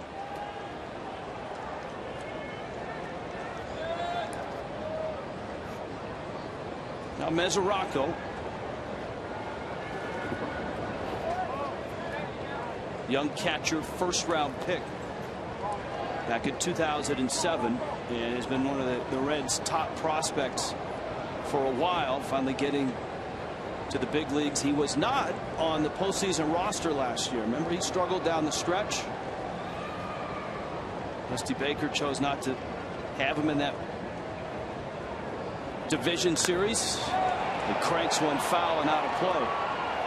And I think for the Reds, there's really a sense of unfinished business after going into San Francisco, winning those first 2 games, and then coming back to Cincinnati needing just 1 win in the next 3, and they couldn't get it. And the Giants, we talked about Tim Lincecum and the role he played. Ryan Vogelsong and Buster Posey in Game 5 with a grand slam kind of sealed the deal. Well, I think if you look at the three teams in the Central right now with Pittsburgh, St. Louis, and the Reds, if I'm an opposing team, the one that scares me the most are the Cincinnati Reds. I say that because of the starting pitching, the bullpen with Chapman coming in to close. Offensively, I do believe that they can be better. There still is room to improve. St. Louis, Alan Craig, he's going to be down for a while. Pittsburgh, they're inexperienced. The dynamics of that race have changed with Craig's injury. Sure. Now the Cardinals are hopeful that they just get him back before the end of September. And the Pirates adding Justin Morneau and Marlon Byrd for the stretch run. Well, everything will be decided. There's 6 games, the remainder of the season, between the Pirates and the Reds. You know, if one of those teams gets hot, dominates the other, can shoot themselves to the top of the division. Greinke with a 1-2 count on Mesoraco. Cozart at first. And it's in. No swing, says Jim Wolf. And the real shame in that whole dilemma, or scenario, I should say, is 2 of those teams are having a 1-game playoff. And somebody's going home. And all 3 have had wonderful seasons. Well, ask Atlanta how they felt last year. Ask Texas how they felt last year. Both were the first wild card team, which meant they got to host the wild card game, and that didn't mean a whole lot. 2-2. However, the one thing that the extra wild card did last year, and it certainly is doing again this year, it puts a much higher premium on winning your division. Look at that battle in the American League West. Oakland and Texas both trying to stay out of that wild card game. The 3 teams here in the Central.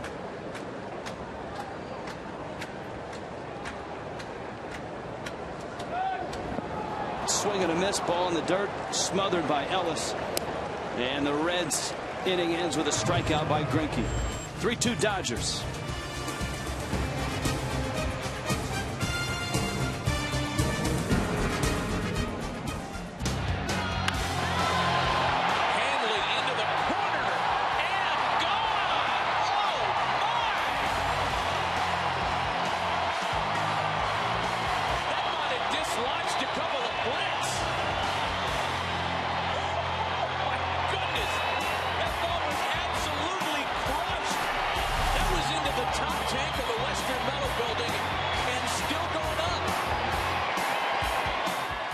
June 22nd. Every Dodger fan knows that date by heart. That's when the Dodgers took off. They've gone 53-15 since. Matt Vasgersian called it. Eric Karros, you saw it. And Hanley Ramirez, the man that ignited the run. And he's up right now. Ramirez, an RBI single.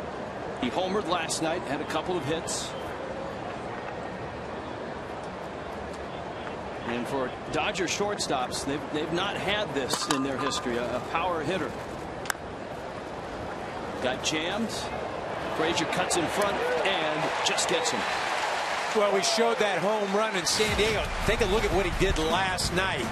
Absolutely scalded this ball in the first inning. This thing went into the second deck. Over those white signs. I mean, it was ridiculous.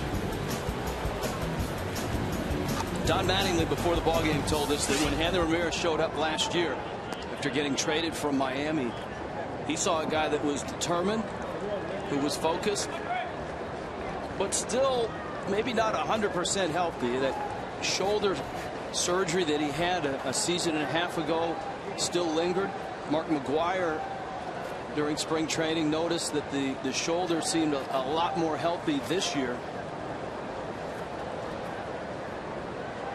And the results show it. Well, at this level, guys are proud. And the way that he left Miami or was ceremoniously sent packing from Miami, no player wants to go through that. There were shots taken by the front office, and maybe deservedly so or not, but publicly some guys said some things, some players said some things. And I think Hanley, more than anything, it's all right, guys, you got something to say? Okay, I'll show you how it is. And he has been model since he's been in Los Angeles. very prideful player, and he said yesterday that one of the best experiences he's had as a ball player was the World Baseball Classic with the Dominican team that won it. And he said just being able to lift that trophy, the taste of winning that he never had in Miami. And ironically, that's where he hurt himself. Michael Young lines it into center field. Young getting the start at third base in this ball game. He's 1 for 3. Again, we could be talking about an MVP season for Hanley Ramirez if it weren't for the World Baseball Classic. He injured his thumb. Well, then he came back and injured his hamstring. But to his credit, he stayed in shape. He's done everything he could while he was on the disabled list. And he really hasn't missed any type of, he hasn't missed a beat. Having watched him for the last 7 to 8 years, this is the best shape I've ever seen Hanley in. Well, when you're playing like he is and playing on a team that's having the success the Dodgers are having, it's a lot easier to put your head on the pillow at night, fall asleep. Skip Schumacher takes outside.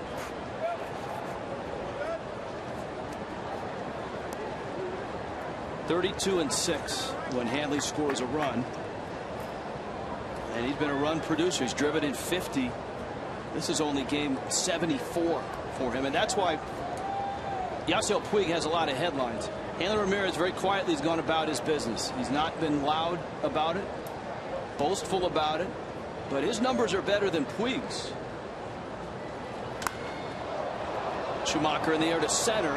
Chu goes back at the track, makes the catch. Latos gets through the 5th, halfway through in Cincinnati. 3-2 Dodgers.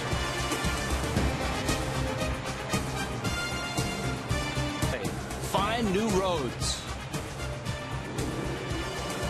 Rich Waltz, Eric Karros. This place is filled. Joe Morgan weekend. Statue unveiled before the ball game. The Great 8 here. Johnny Bench, Pete Rose, David Concepcion, Tony Perez.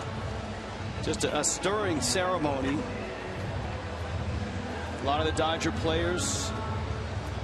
Manager Don Mattingly, Davey Lopes, the coaching staff were out on the top step watching and listening as Rose spoke. Joe Morgan spoke. Marty Brenneman doing a fine job emceeing. Here's Latos. You know, getting back to that group, the Grade 8, there was an interesting number over a period of 2 years, 75 and 76. That group started 80 games. In those 80 games, they were 64 and 16. Ken Griffey Sr., George Foster. I mean, God. Cesar Geronimo. It's interesting to hear Morgan say he was the most underrated player that he played with. And that's last night. You know, last night after the ball game, the Grade 8 all went out, took their positions. And Pete Rose got emotional. That's right. Running out, he was crying. See, Mattingly on his wiffle ball team likes Pete Rose because there's a switch hitter. Yeah. It allowed Mattingly to hit left-handed. He would start every left-handed Reds player he knew. He'd put Griffey in there, put Rose in there. Dan Dreesen would have to play first base. Sometimes Dreesen would catch as well. It was a great run in the 70s for the Reds. You know, Joe Morgan, we had him up in the booth talking about the emotional bond between those men amongst themselves. But, you know, I think that the emotion that team evoked and still evokes today for other people, that's their greatest impact. I mean, like I said, I know for me, I grew up a huge Reds fan, and just to, you know, to be in a room with all those guys, it just brought back all kinds of childhood memories. Here's the 0-1 to Chu, takes outside. It's amazing how much that Reds team, the team in the 70s that won 2 world championships, overshadows the team that won the world championship in 1990. the Lou Piniella managed team. Chu dumps that into center field. And so the leadoff hitter for the Reds is aboard. I mean, back then, you know, and Eric Davis, Billy Hatcher was a World Series star.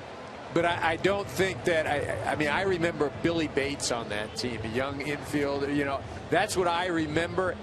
Billy Bates wouldn't have been. Well, I know, but he wasn't going to be on that 75 or 76 Reds team. I mean, what about Barry Larkin, though? Oh, I hear you. I hear you. But I look at that Reds team, you know, the 75 and 76, and I'm not so sure that, you know, you might have had one or two guys that could possibly play on that team. Well, I'm not saying that the team in the 90s. No, I know. But that, you're talking how many 5 Hall of Famers? It's just ridiculous. Here's Cesar Izturis. Reds down a run. Chu is aboard, and Izturis getting the start in place of Brandon Phillips. And that's a bit of news around the Reds. Certainly when Dusty Baker moved Brandon Phillips from the cleanup spot into the 2 spot. Baker told us before the ball game that with the leg injury that Phillips has, he might move him back into the cleanup spot just to keep him from being so active on the bases.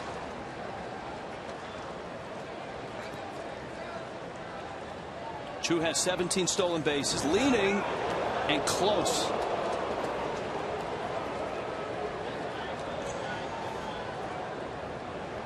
He's been caught 11 times, though.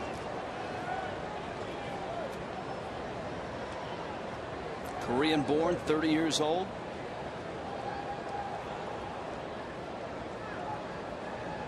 Arrived here in that 3-way trade with Cleveland and Arizona.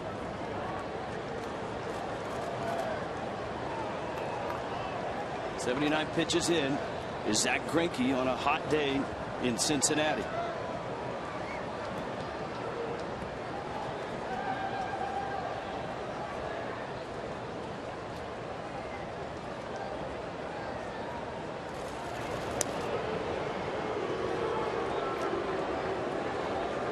See, I'm not going to run right now if I'm the Cincinnati Reds. I leave that hole open for Izturis.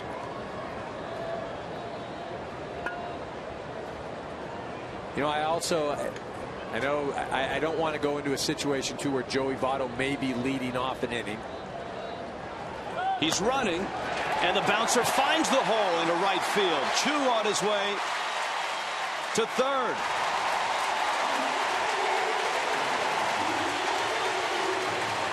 All right, so if he's going to hit that hole, then it's okay to run.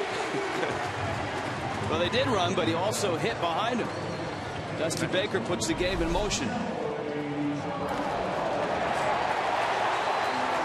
Well, so now here we go. We've got the situation. Runners in scoring position. Joey Votto up at the plate. Sacrifice fly would be great. Now, if you walk, you load the bases. You leave it up to the next guy. I'm looking for an RBI. I need something to tie this ball game. Votto has singled. He has doubled. Speed at the corners.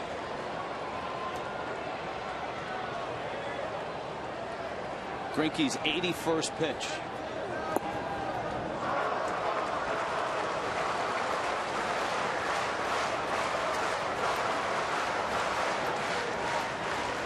Dusty Baker talked about the dry spell that Votto has had, reflecting on his own career and the many times that he went through it.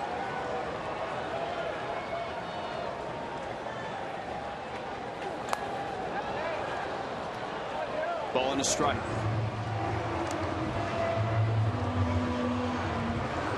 With runners in scoring position, he's hitting .300. The argument is he should be more aggressive and maybe go out of the strike zone to try to produce runs in this spot. But Votto has said he's not real comfortable swinging at pitches that aren't strikes. Well, if you saw that graphic, there are 41 walks, and I can pretty much guarantee you those weren't 4 pitches and you're down to first. He does get some strikes, as Joe Morgan alluded to.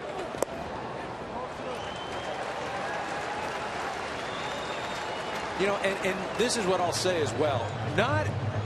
there are a lot of pitches that are strikes that are over the plate that are more difficult to hit than pitches that are off the plate, you know, or pitches that are high.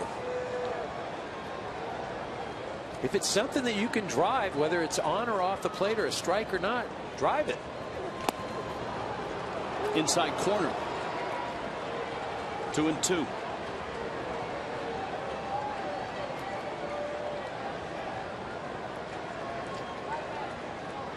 Career numbers against Greinke, and that includes the single and the double today. Greinke has struck out 6. Izturis at first, Chews at third.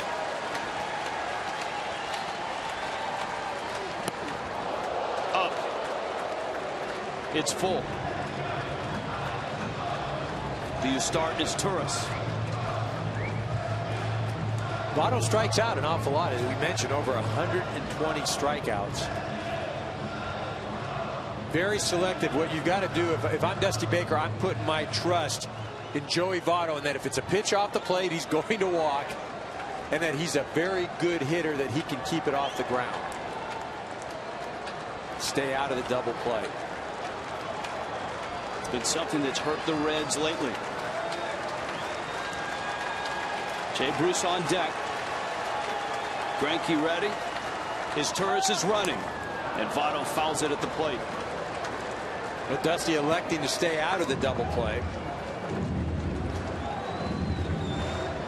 But again, with as many strikeouts as Votto has, as good as A.J. Ellis is behind the plate, as good as Zack Greinke is, Dodgers are difficult to run against. Hate to see us strike him out, throw him out. As a Reds fan right now. Opponents have stolen only 3 bases against Greinke all year, and they've been caught 4 times. And that's not Hamilton down at first base running. Izturis running again, and Votto fouls it off. The Hamilton we referred to, some fans might not be aware of, is Billy Hamilton, the minor league stolen base sensation who has finally reached the big leagues and is kind of the secret weapon late in ball games now for the Reds. He's a guy that stole 155 bases in a minor league season last year. He's 3 for 3 so far as a Red. Right now, this full house would like to see Joey Votto pull the Reds even.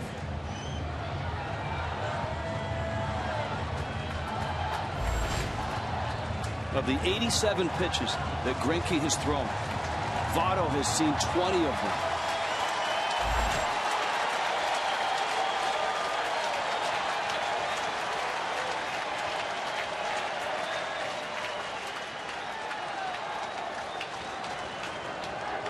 And Greinke wants to talk. Ellis back out to the mound. You do have a lot of options, because if you do walk Votto, you've got Jay Bruce coming up. You're still 1 pitch away from getting out of the inning without any damage done. If I'm the Dodgers right now, as good as Joey Votto is as far as walking and taking pitches and not swinging, I'm throwing something off the plate right now.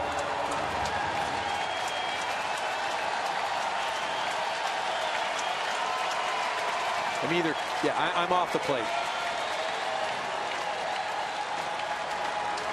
Izturis from first is running again, and it's off the plate, and the bags are loaded, and you saw Greinke's reaction.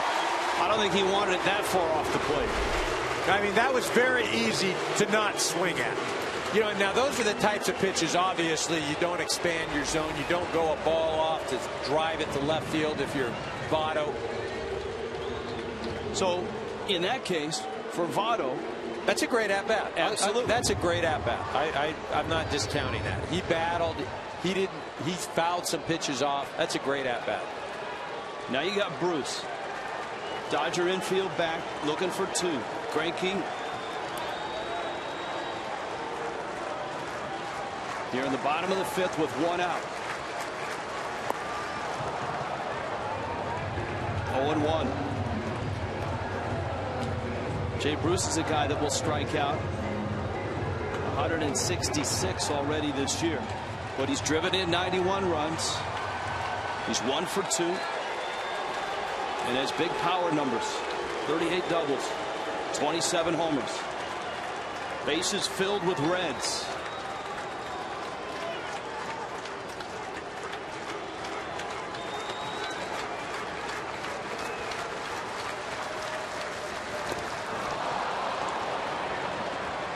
Bruce going out of the zone. 0-2.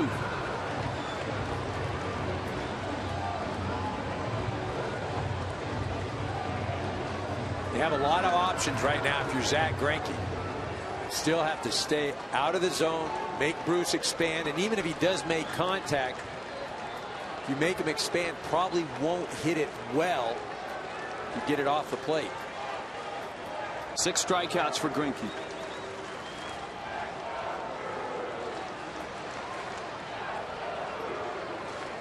Both managers realizing this is going to be a bullpen game here before too long.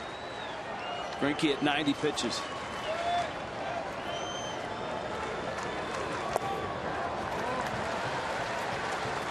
He stays out. It's 1-2.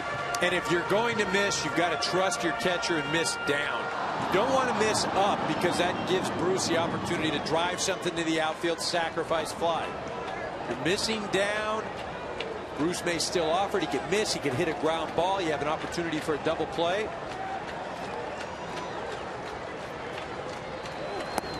He went up and down goes Bruce. See him go up out of the zone there and away. It's an interesting contrast in at bats between Bruce and Votto. And that thing's not even close.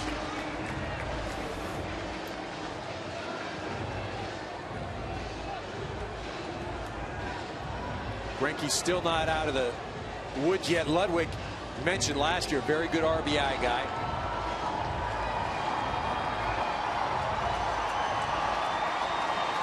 Well, Ludwick last year, 125 games, slugged .531, 28 doubles, 26 homers. He drove in 80. Of course, a shoulder injury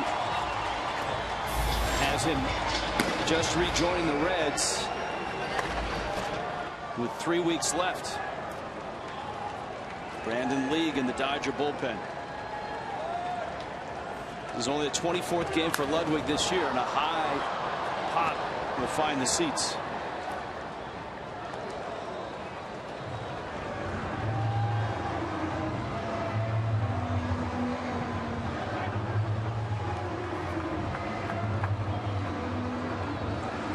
See, not a lot of success against Greinke. Struck out 6 times in 16 at-bats. One of those hits was an RBI single in the first inning today. Bag still loaded.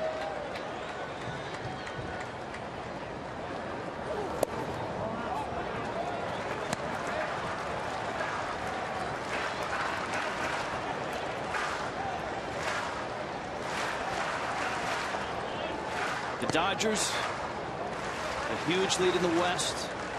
Their goal right now, home field advantage. Couple games behind the Braves in that race. 2-1.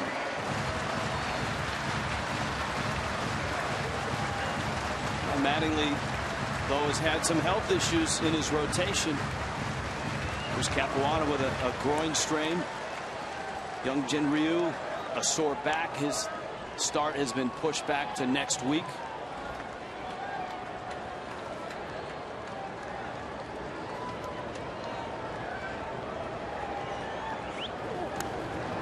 Ludwick going after a low fastball. It's 2-2.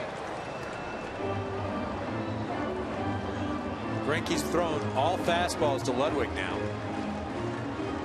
Great time to throw a slider at a curveball. Something off speed.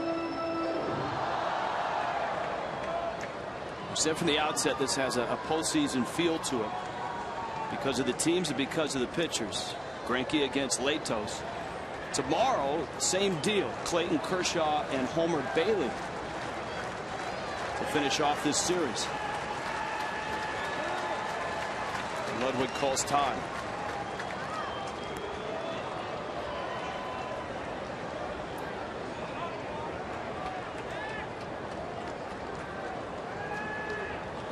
Bags loaded. Chu waiting at third. Izturis at second. Votto over at first.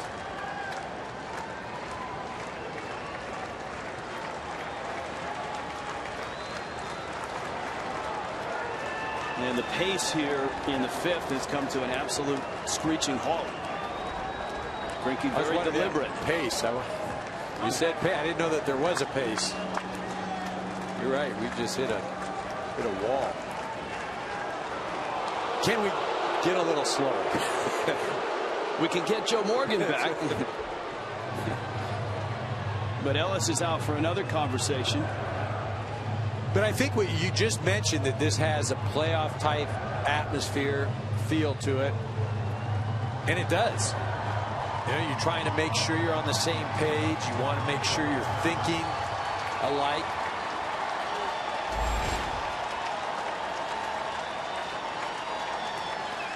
.96 pitches in. Ludwick back in the box. Greinke trying to protect a one-run lead. And he does with a breaking ball. It took a while, but Zack Greinke gets through the fifth and hangs on to a 3-2 lead.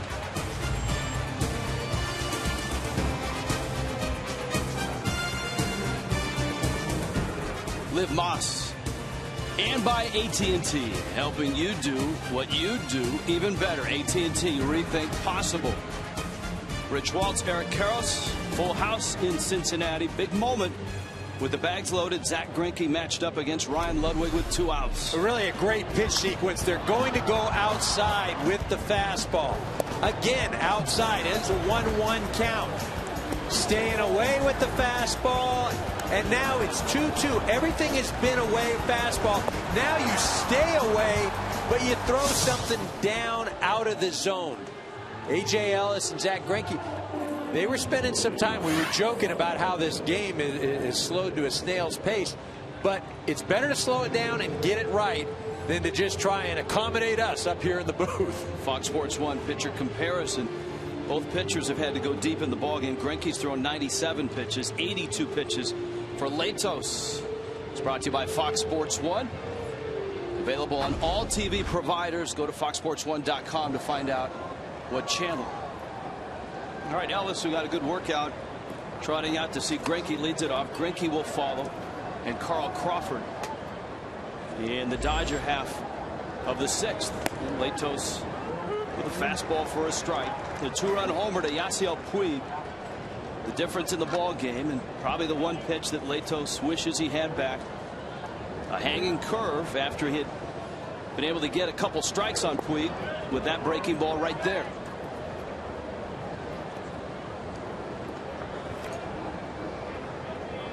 It hasn't been pretty, but both pitchers doing a good job. This isn't a day where it's easy to pitch because of the heat. You're in an offensive ballpark, but that's what makes both of these guys such excellent pitchers. You're not always going to have your great stuff or optimal circumstances, but you still got to go out and battle. Into shallow center. Chu is there, and he makes the catch. And Greinke will come to the plate.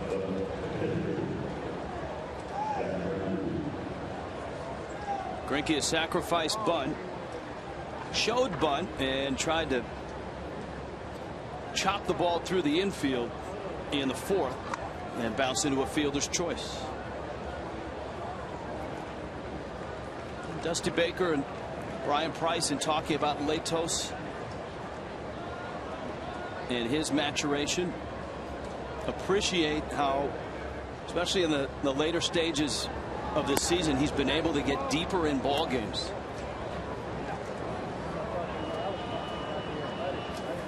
Well, you talk about that. In his 9 starts since the All-Star game, he's gone into the 8th inning in 5 of those.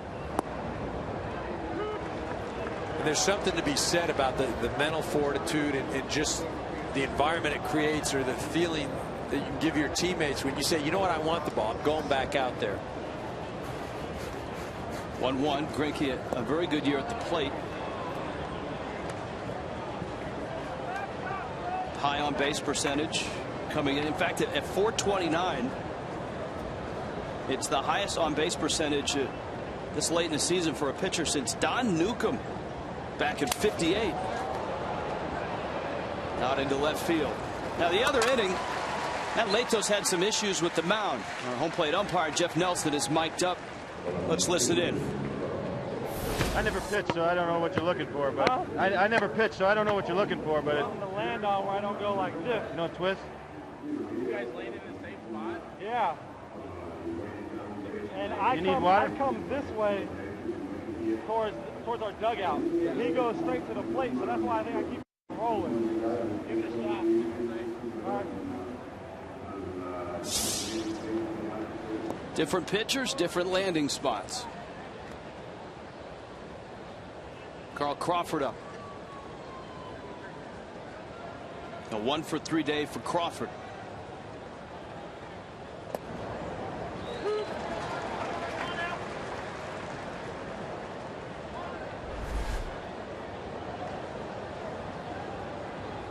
See the grounds crew coming out, trying to manicure the mound.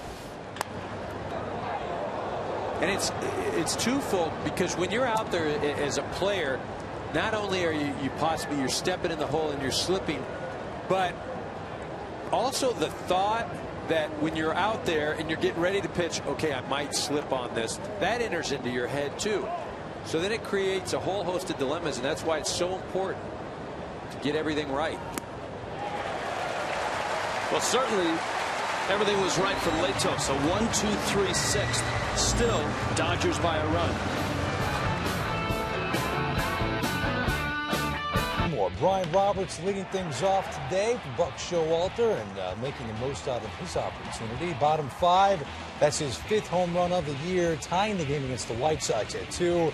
Ball game now in the top of the 6th in the Bronx. 10-3 to score until Xander Bogaerts tees off first big league home run. Look where this thing lands, and listen to this stat. The Red Sox are the first visiting team to ever score 9 or more runs in 3 consecutive games against the Yankees. 12-3 to score in the 6th. Back to Cincinnati with Rich Waltz and Eric Harris.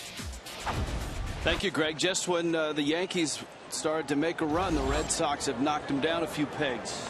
Here, it's Reds and Dodgers. Hanley Ramirez behind the bag. And he throws out Todd Frazier to open up the 6th. The Yankees put themselves into the wild card race,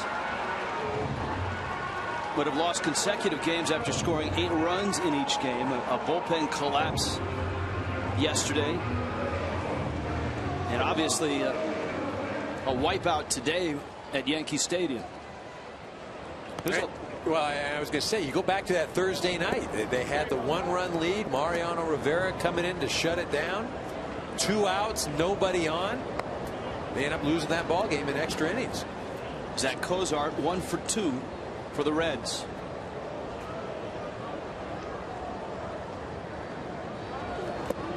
Both these pitchers keep the ball in the yard. Greinke's given up just 11 home runs. We talked about Latos, who pitches in a much more hitter-friendly ballpark. He had given up just 11 before Puig's homer in the 2nd. Well, that's the thing when you look at this Reds pitching staff and statistically their numbers, and they're at the top in a lot of different categories. You've got to also factor in that they're doing it in a ballpark that really is conducive to offense. You look at parks in the National League and Coors Field. I think that's the worst, but this is not good either. Schumacher is there to make the catch. A couple of quick outs for Greinke in the 6th. Tonight, Fox College Saturday has got Louisiana Lafayette taking on Kansas State on Fox Sports 1. And West Virginia against number 16 Oklahoma right here on Fox. The nightcap, Washington State takes on number 25 USC. That's on Fox Sports 1. A lot of college football to be played tonight on Fox Sports 1 and on Fox. Gus Johnson, Charles Davis getting ready for that ball game tonight. West Virginia, Oklahoma. Here's Mesoraco, the Reds catcher.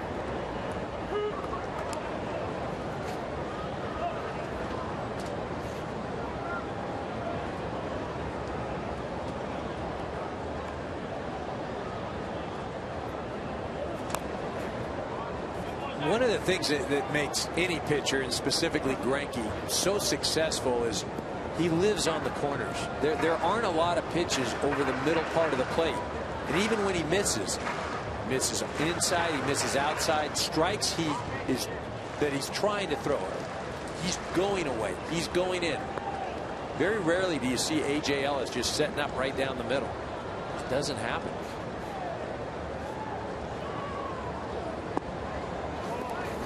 And very rarely in a Greinke start do you see a catcher really have to shift or move and adjust to a pitch from the target. Well, the joke is that, you know, when you're talking about control, you go back to the Greg Maddux, the great pitcher in the 90s, and, you know, he could hit a gnat in the backside.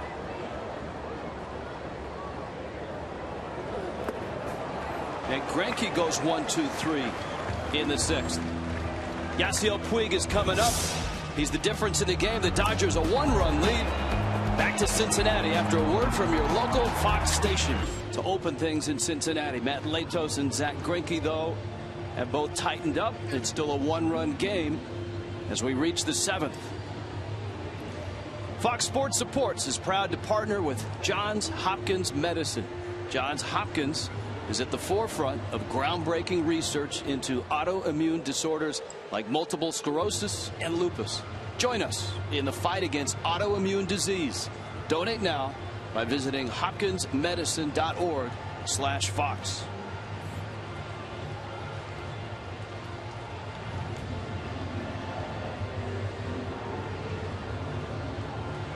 Yasiel Puig leads it off. His numbers in just about every category are eye-catching. Hit by a pitch in the 1st and scored. 2-run homer in the 2nd. Struck out in the 4th. And a big swing and a miss. Of course, the Reds have their own impact Cuban player, Aroldis Chapman. He and Puig did not know each other in Cuba. Obviously have met here in the big leagues. And Chapman, over the last 4 ball games, has had quite a workload. There's a real question if the Reds get into a save situation, and obviously they need to get a couple of runs to do that. If Dusty Baker would go to Chapman for a 5th consecutive day, Dusty was unsure. He was leaning towards not using him. Well, I think much like Brandon Phillips getting a day right now, the big games are the 3 against Pittsburgh and then 3 more the following week against Pittsburgh.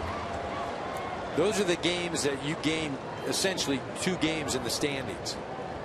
You know, the Reds schedule outside of that is not real daunting. 3 games with the Cubs, 3 games at Milwaukee, 3 games with the Mets, 3 games at Houston, and then the 6 with Pittsburgh. And you're right, on paper that looks like a lot of fun for the Reds. The only thing, when you play teams that are out of it, this is their World Series, and guys are trying to prove stuff. Guys are trying to play for next year. Puig hits a roller to 3rd. Frazier just got him. Puig busting it up the line. Now the Cardinals right now, they're trying to chase down Pittsburgh. A half game back. Those 2 teams play tonight. The Pirates schedule at the Cardinals, and you can see their schedule. They've got the Texas Rangers at Texas too. That's not fun. And here's the Cardinals. They still have to go to Coors Field. That's never easy. Seattle, Washington, the Cubs, Milwaukee, and Pittsburgh. I still, of the 3, even though the Reds are quote-unquote 3rd right now, I like the Reds in this division. think they're the most balanced. Their schedule is favorable. I think they end up winning it. There's interesting dynamics for all three teams. The Reds were able to get to the postseason last year, and they've been there twice under Dusty Baker. Gonzalez takes a strike, but you got the Cardinals, who had that incredible run in 2011. You got the Cardinals, who had the incredible comeback to beat the Nationals in the division series last year.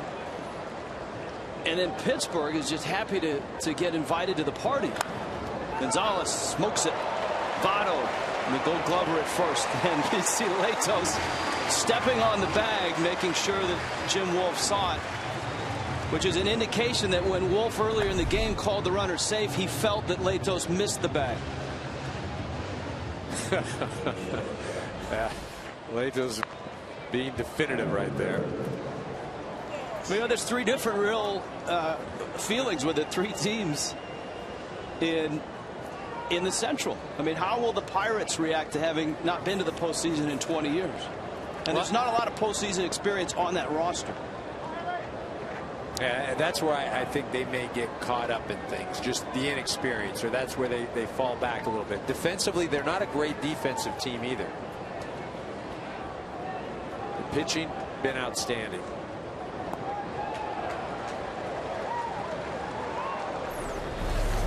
The standings again in the Central. Pittsburgh and St. Louis match up tonight. Locke against Wainwright, and that's in St. Louis, with the Reds sitting behind the other two but occupying the second wild card spot. You see Arizona and Washington pretty much out of the race. There's only 3 weeks left in the season. And then Ramirez takes a breaking ball for a strike. Ramirez an RBI single in the first. He was the Dodger offense last night with a 2-run homer in a 3-2 loss.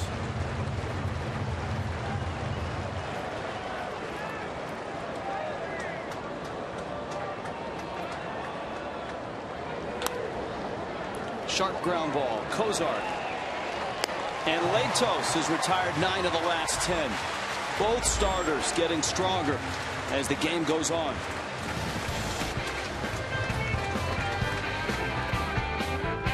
Advanced Aspirin, the official pain reliever of Major League Baseball. And by Chevrolet, find new roads. A celebration this weekend, the Great 8 here. Joe Morgan Day. Don Mattingly on his way out to the mound. The Reds have announced a pinch hitter, and that is Derek Robinson.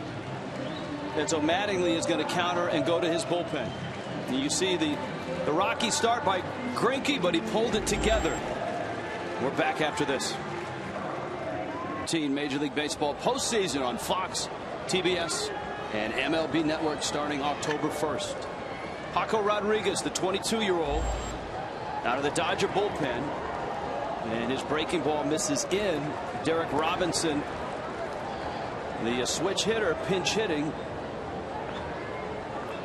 Rodriguez has been terrific, a guy that spent very little time in the minor leagues.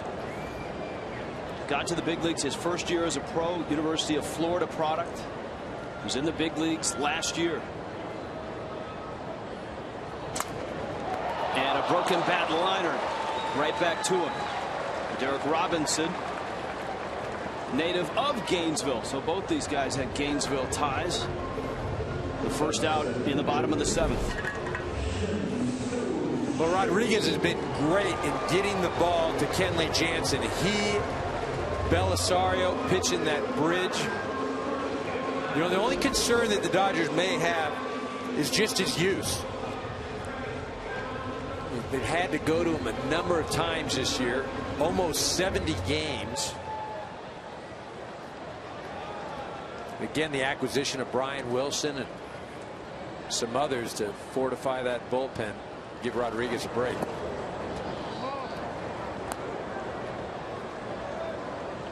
Reds bullpen is active. Zach Duke, the lefty, has been a nice addition to Dusty Baker's pen. Chu just a tick under 200 against lefties, and this is a tough lefty who hides the ball, has a lot of funk in his delivery. It's one of the reasons he stopped in the minor leagues for a cup of coffee. Just 21 games in the minor leagues. Well, again, he's not going to light up the radar guns, but he is deceptive, and you watch his delivery, it just comes out of nowhere. Chu drives it right center, and it falls for a hit. Ethier picks it up. And Chu is on base for the second time. He's 2 for 4 in the ballgame. Chu does a nice job of staying with it. Ethier out in center field makes the smart decision of keeping that ball in front of him. For a minute, it looked like he thought he was going to have an opportunity to go after it, but with 1 out already, his job hold him to a single. He's going to get a break. Well, nope, let's pull back a little bit. That's a smart play. Now the switch hitting is Izturis, who is 2 for 3.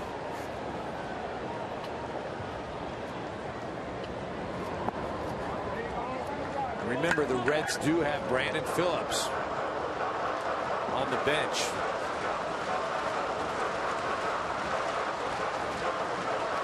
Bottom 7. It's been 3-2 Dodgers since Yasiel Puig's home run in the second inning. Joey Votto on deck. There's Phillips.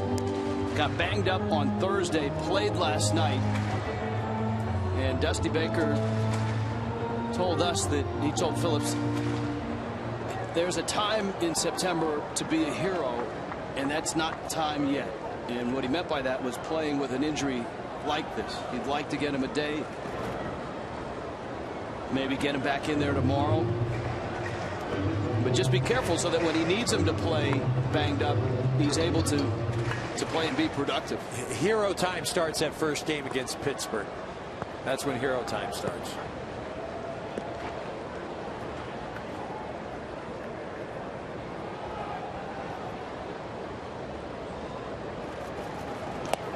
Rodriguez misses away.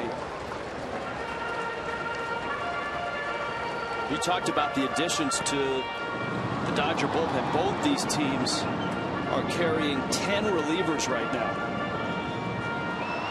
Brian Wilson has looked really sharp and has kind of worked his way into Don Mattingly's plans, which I think has surprised a lot of people, especially those that saw him when he first got here. Well, I know I was fortunate enough to watch him throw a simulated game in Philadelphia, and the first inning he threw, he didn't look all that strong. Second inning he threw well, but every opportunity he's had at the big league level, he's answered the call. Last night he came in a bases loaded situation. Nobody out, was able to escape. You see Belisario there. Belisario's got great movement, throws a very heavy ball. What that means is when you hit it, it just feels like you're hitting a bowling ball. So there's plenty of depth. There's Brian Wilson. There's plenty of depth in both bullpens.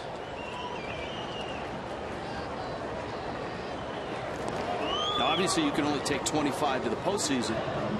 But with the expanded rosters in September, those that are in contention, the Reds with a guy like Billy Hamilton who can steal a bag for you. Brian Wilson added to the Dodgers. Michael Young added to the Dodgers. Izturis early on that one. And the count 2-2.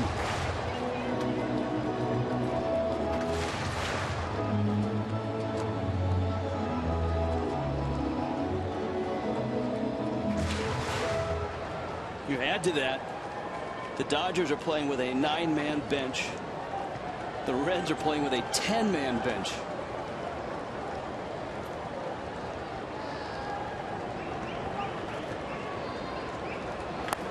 That one's smoked, and it's in the corner. Racing for third is Chu. Up with the ball is Crawford. Here comes Chu. He will score. It's tied.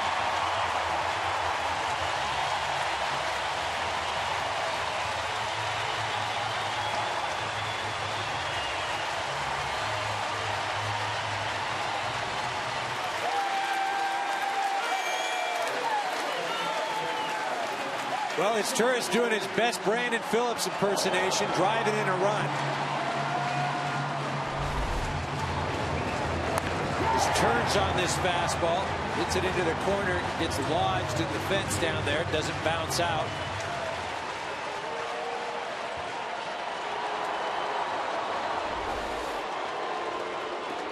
Rodriguez is going to intentionally walk Joey Votto. Jay Bruce is on deck.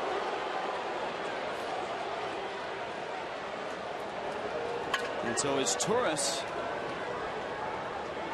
ties it at 3. Votto, the Reds have had him on base in every plate appearance in this series. Dodgers couldn't get him out last night. He had 2 hits and 2 walks. He's got 2 hits and 2 walks in this one. So all 8 plate appearances, Votto's been on base.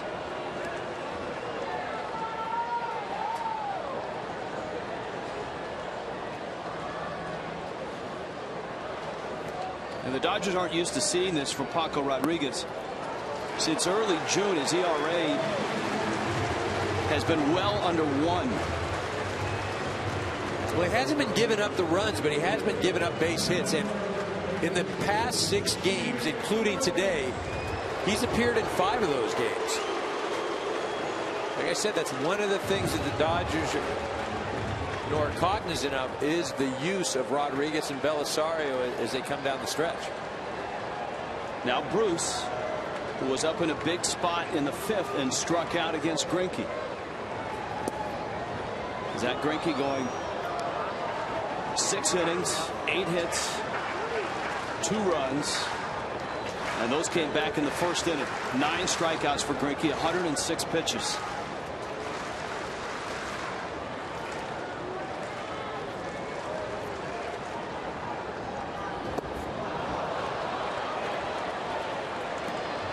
Oh, 2.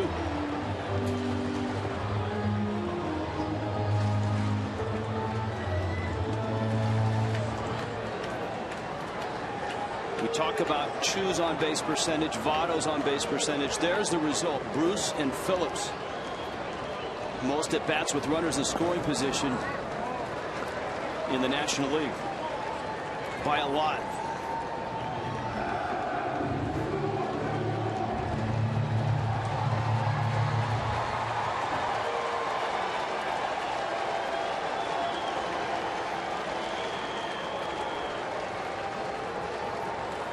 One, 2. Got him. So Bruce struck out in the 5th with the bags loaded. He strikes out here with runners 1st and 2nd. Ludwick is the next hitter, and we'll see if Mattingly comes out to get Rodriguez. He probably will. And he does. Mr. Belisario come on down in a tie game, 3-3.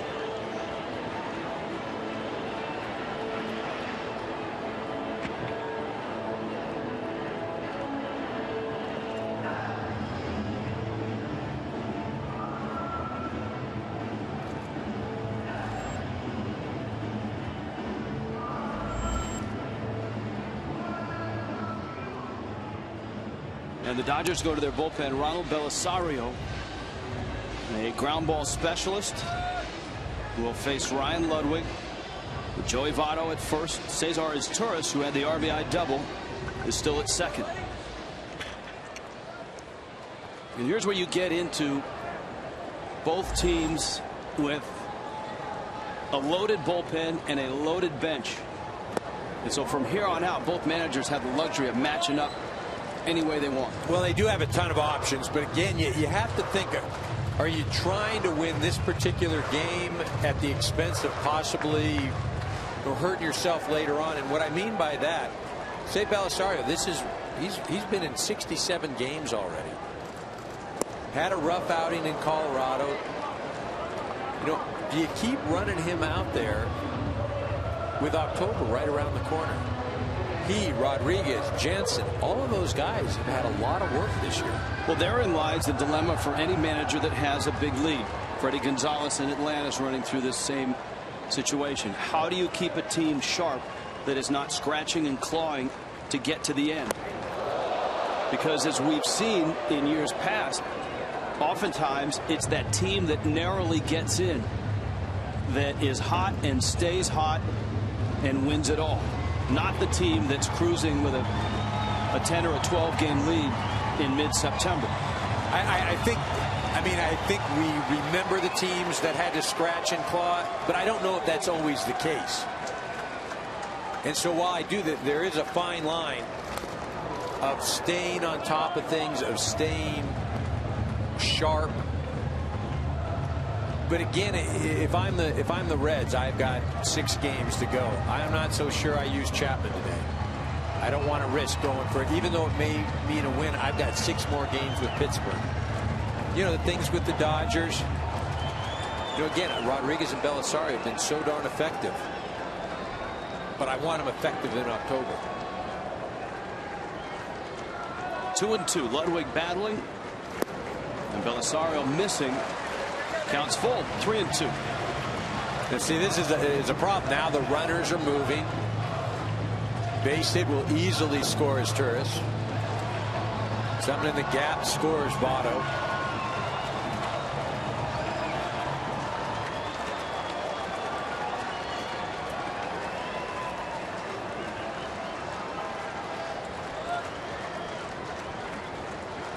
Runners on the move. 3-2 coming. And Ludwick pulls it foul. Well, as we told you, the Pirates and the Cardinals play tonight in St. Louis. The Dodgers aren't really watching what's happening in the West. Their focus of late has been on the Atlanta Braves as they try to get the best record in the National League and home field advantage in the division and the championship series. The Braves tonight are in Philly. Belisario again. Runners move. 3-2. To right, Ethier and Puig. They almost collided last night. Ethier chatted it up with Puig, and this time he steers clear. But Cesar Izturis in the lineup ties the game. It's 3-3 going to the 8th. Runs on 9 hits. The Reds 3 runs on 10 hits. Both teams have left runners. Dodgers have left 7. The Reds have left 8. And both teams into their bullpen now. Zach Duke out of the pen for the Reds. Well, he's been effective, and he gets to face Andre Ethier, who has really struggled against Reds pitching this season. He's now 0 for 18. Good numbers against Zach Duke, but we'll see what turns out with Zach Duke in a Reds uniform right now. Matt Latos ends up going 7 innings, 9 hits, 3 runs, a walk, and 3 strikeouts. Would you agree, Eric Karros, that neither Greinke nor Latos, especially through the first 3-4 innings, had their best stuff? Well, they didn't have their best stuff, but you know, they got through a good part of the game. And little tapper over the mound. Cesar kicks it, and Ethier's aboard. But they pitched well, and you look at the scoreboard, it was a 3-2 ball game, now 3-3. But while those 2 were in there, so that's what makes them great pitchers. You're not always going to have your great stuff, but you're still going to be asked to go out and take the hill. Michael Young getting the start at third base for the Dodgers is 1 for 3 and 6 for 15 upon joining the Dodgers. And for Young, a Southern California guy, University of California at Santa Barbara.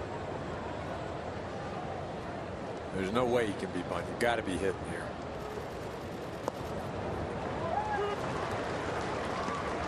You know, again, and this is one of the luxuries of having such a big lead in the National League West, is you can be put in situations where now you let Michael Young swing the bat, where maybe in a different spot where you absolutely need the run, you'd have him bunt. Young hasn't done a whole lot of bunting in his career. He's done a whole lot of hitting. But that's the American League. And the thing about it, you know, the American League, here, quote unquote, you're playing that 1-run ball game.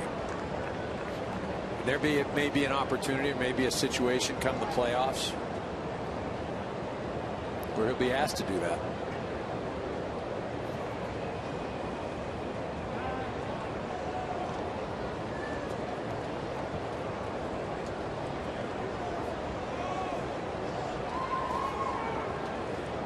Zach Duke started the season in Washington.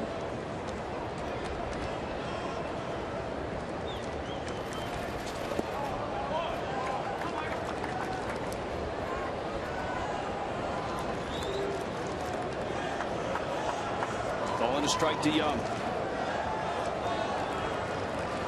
The Dodgers get a guy in Young who has postseason experience.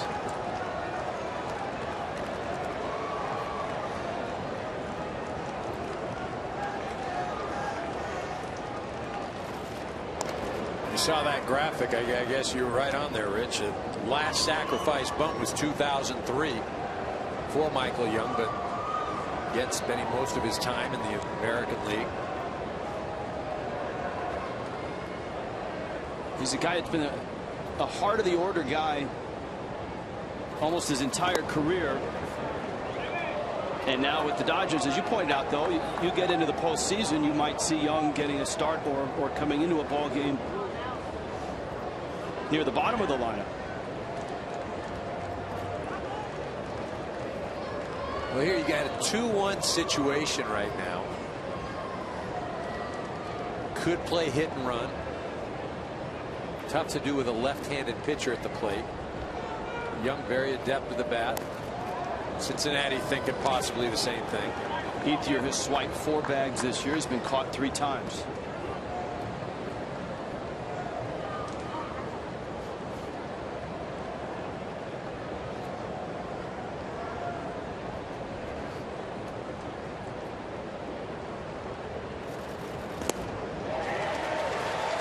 Count 2-2.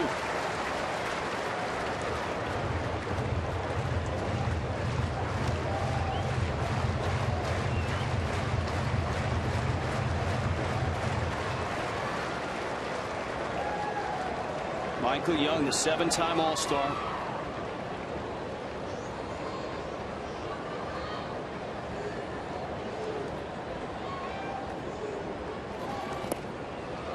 Duke misses in. Now the count's full at 3-2. I'm going to send him. I'd stay out of the double play. I'd make sure that he was going home almost like a hit and run. He doesn't make contact and it's a strike. Ethier will be thrown out by 1,000 feet. But you got to be sure he's going home. Ethier runs and Young hooks it foul. You're right.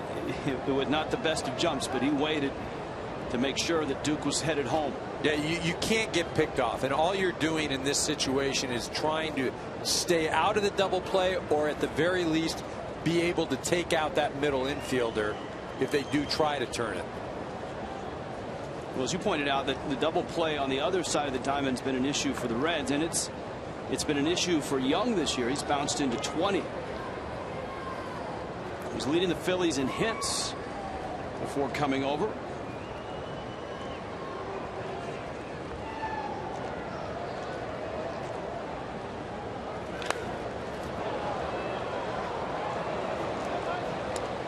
Ethier not moving on that pitch.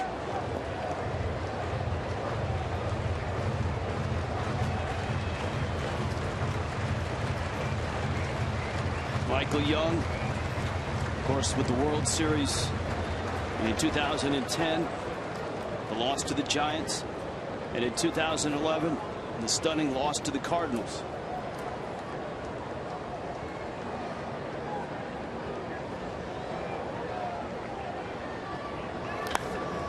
Young to center, hits it well. Chu goes back, and at the track, he makes the catch.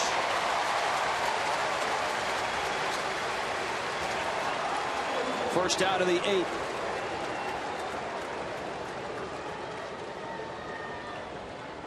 Skip Schumacher was scheduled.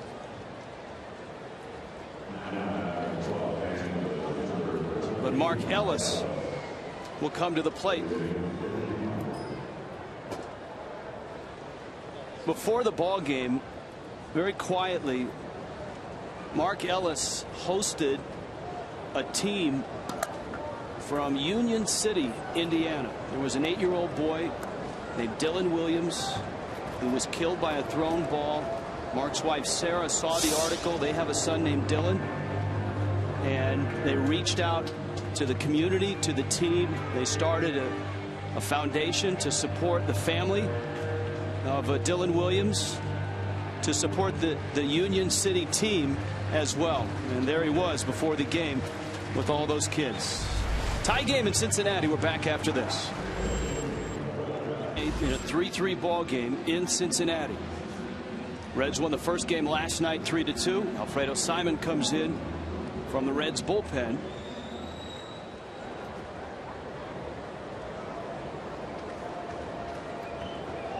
Big right-hander has made a career-high 55 appearances now. And the Reds bullpen has been affected by a couple of injuries this year. Sean Marshall, their lefty, Jonathan Broxton, the right-hander, a former Dodger. And for Dusty Baker and Brian Price, those two guys were not necessarily matchup guys. You could go an inning with each, and that has forced them to scramble a little.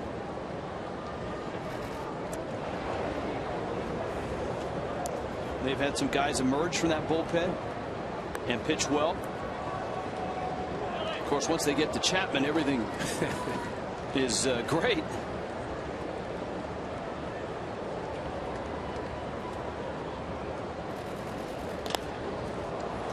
Ellis. Chu.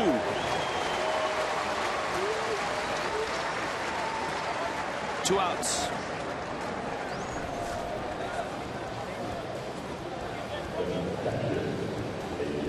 This Tuesday, the premiere of Being the Finest on Fox Sports 1. Follow the lives of NYPD officers who come together on the football field and honor their fallen brothers through their unforgettable 2013 season. Being the Finest premieres Tuesday only on Fox Sports 1.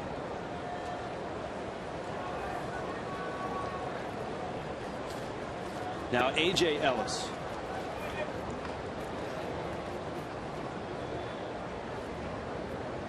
Two for three. He takes down low. Sam LeCure has been one of those guys that has stepped up. The loss of Marshall and Broxton. There he is. Brian Wilson, former closer of the Giants. Well, if you're Ellis right now, you're 2-0. You're looking for something up in the zone and something that you can drive. Want something hitting the gaps. Let Ethier run from first. Just because it's a strike doesn't mean you need to swing.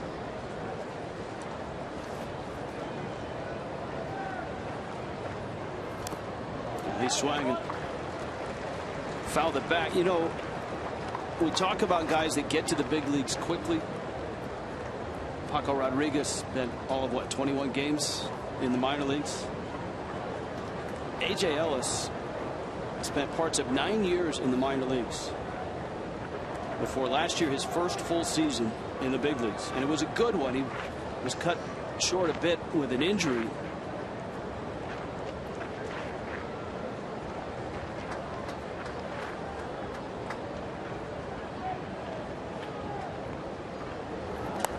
Established himself last year as one of those guys that can eat through an at bat and just eat up pitches. Well, that's the thing. A good on base percentage, but as you mentioned, tough to strike out, and we'll see a lot of pitches. Very patient at the plate, can battle, will foul off. There you see the hitting coach Mark McGuire.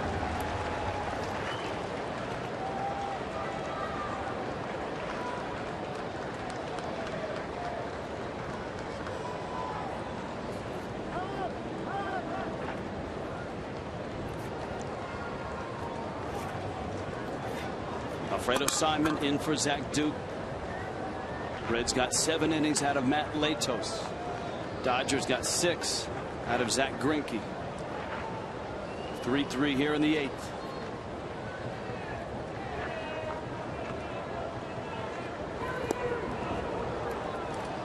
And Ellis doing what he does best. He's deep in a count. It's 3-2. Well, just as it favored the Reds in the previous inning, runners will be moving here. Andre Ethier will be going.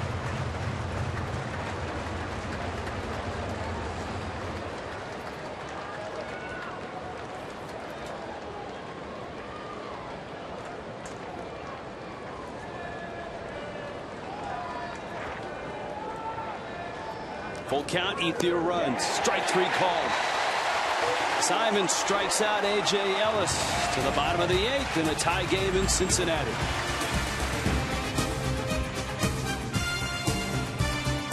Fox Sports 1 Fan Cam brought to you by Fox Sports 1. Available on all TV providers. Go to foxsports1.com and find out what channel.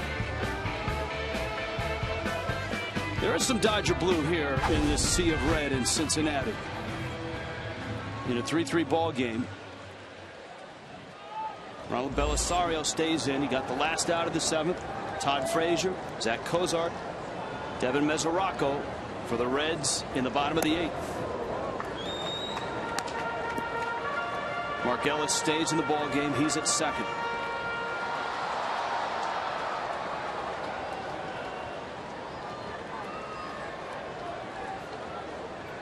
We mentioned Frazier does have tremendous power.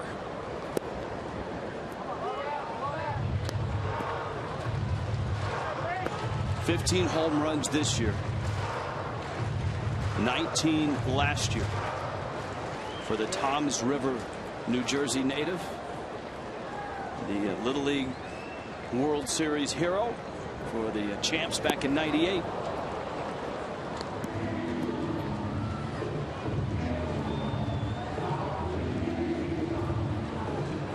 Four for 4 in the title game against Japan.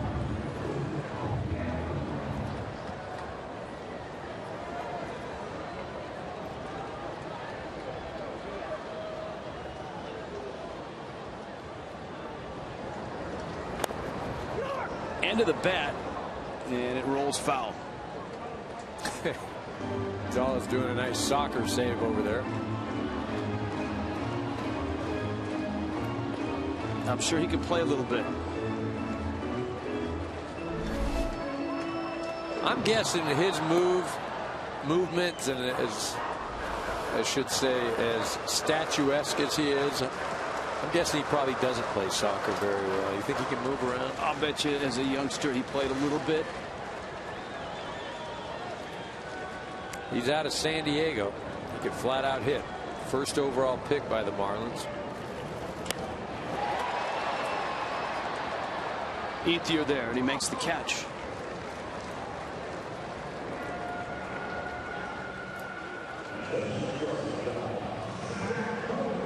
Today's telecast sponsored by Fox Sports 1. To find your channel, go to foxsports1.com. And by Mazda. We believe if it's not worth driving, it's not worth building. Built this ballpark in 2003. The Great American Ballpark, host of the 2015 All-Star Game. It holds a little over 42,000. And there didn't appear to be an empty seat when the Great 8 stepped on the diamond an hour before first pitch. Bench, Rose, Perez, Concepcion, all here to honor Joe Morgan. Cozart swings and misses. He's 1 for 3.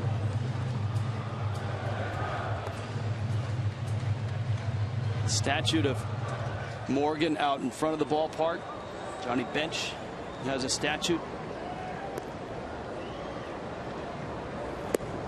And it was really interesting to watch and to hear Joe Morgan talk about having Pete Rose here. Rose came out on the field last night when the Great 8 was introduced, and they took their positions on the diamond after the game. Rose moved to tears.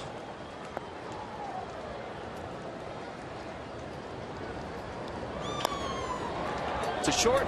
Hanley Ramirez sets his feet, gets the out. Well, you talk about Rose being here. I think it speaks volumes of Joe Morgan and the fact that he absolutely wanted Pete here. There's Joe right there. Looked good. That's earlier today. Trey Hillman, the bench coach for the Dodgers. And he's point right there. Davey Lopes also in there. Basically the rival second baseman of those 70 Reds. Davey, first base coach for the Dodgers, played second base for many years for LA. You talk about the two top second basemen in the National League back then, Davey Lopes and Joe Morgan. Morgan and the Reds dominated the early and the middle part of the 70s. The Dodgers kind of caught up at the end of the 70s. And Dusty Baker had joined him at that point. There's Pete. There's Davey right there. Those two had some great battles. Remember, both of those teams in the Western Division of the National League back then. You had the West and the East.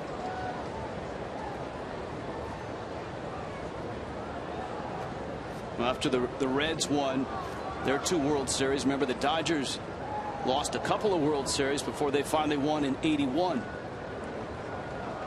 Mesoraco swings and misses, and Ronald Belisario has been nails for the Dodgers, retiring all 4 he's faced and keeping this game at 3-3. Cincinnati. Jerry Hairston Jr. will pinch hit in the 9th spot. Then you got Carl Crawford, Yasiel Puig, Rich Waltz, Eric Karros in a ballgame that opened with a bang. Both teams scoring early. Yasiel Puig's 2-run homer gave the Dodgers a 3-2 lead. The Reds tied it. Cesar Izturis RBI double in the 7th. And the Reds dip deeper into that bullpen, which probably does not include Aroldis Chapman today. He's worked in 4 consecutive games on 4 consecutive days. Right. Again, it's a game, and games are important, but you're in this thing for the long haul. Well, LeCure's one of the guys that the Reds pointed out, and Brian Price and their pitching coach has stepped up in the absence of Broxton and Marshall. The Reds think that they will get Sean Marshall back before the postseason, and that's a valuable piece out of their pen. A 1 pitch. And it's taken outside. The other name that is out there is Johnny Cueto. And Cueto is close to being ready. It's tough to find a place for him to pitch right now in game situations with the minor leagues having wrapped up. But they feel he may be ready to go by the end of September, whether he's ready as a starter or, as we touched upon earlier, that super reliever role that Tim Lincecum filled so well for the Giants last year. Well, and that probably makes the most sense, because you'd really tax your bullpen if you tried to start him and he gives you 3 innings or 4 innings. I mean, to build up the endurance and to get himself in postseason shape as far as being a starter, probably not enough time. Struck him out. LeCure gets Hairston, who doesn't like the call at all. Well, all 4 pitches that LeCure threw were on the outside part of the plate. They were all basically in the same spot.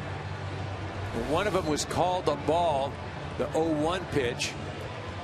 Once Hairston saw that, it's probably why he wasn't agreeing with the next 2 strikes. Now, top of the order, Crawford. And then you've got Puig, who was homered today.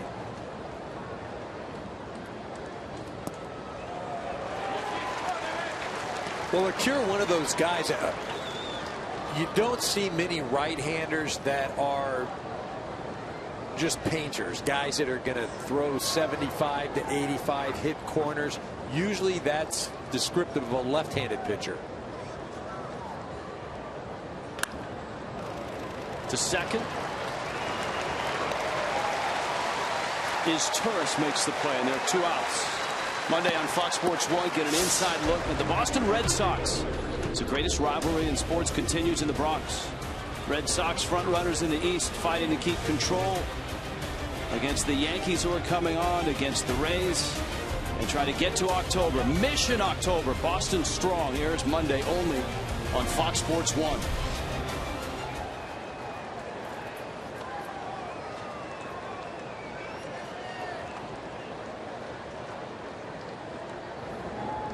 Now Puig.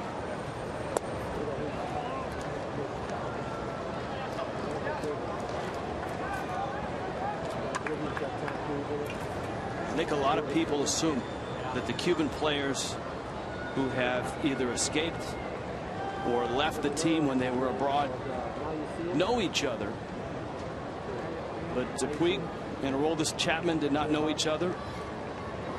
Puig and Miami's Jose Fernandez had never met, though those two are probably 1 and 2 right now in the Rookie of the Year conversation. Fernandez, another spectacular night last night.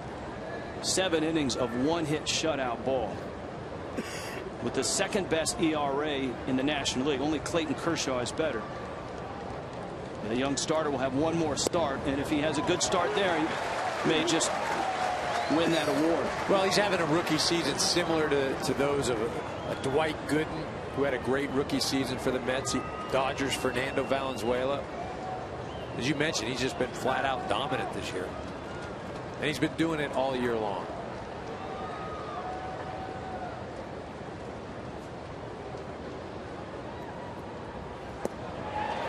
Breaking ball for a strike. 2-2. And as I mentioned, he doesn't throw that hard, 90 miles an hour at tops. But you notice the off speed 75, so you've got a 15-mile-per-hour differential. And when you can do that to a hitter, that's when you really disrupt his timing.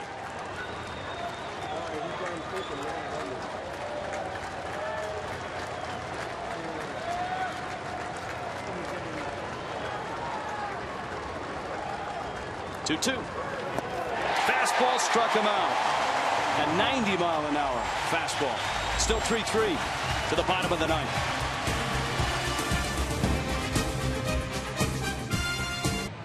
The Dodgers have gone Paco Rodriguez, Ronald Belisario, and J.P. Howell after 6 innings of Zach Greinke.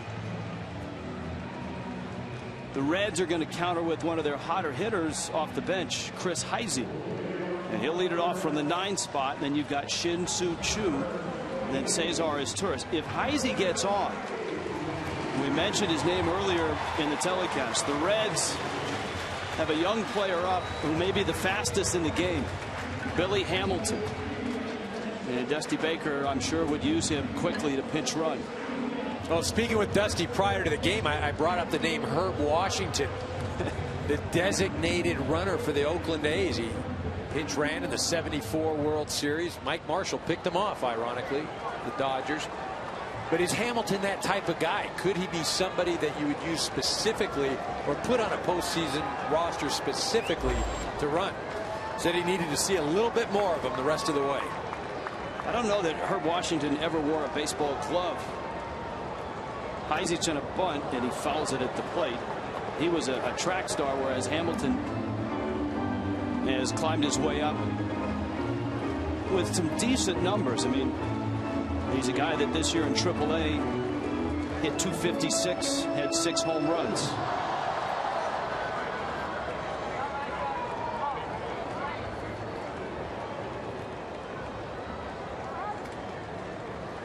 But the Reds have got to get somebody on to use him here.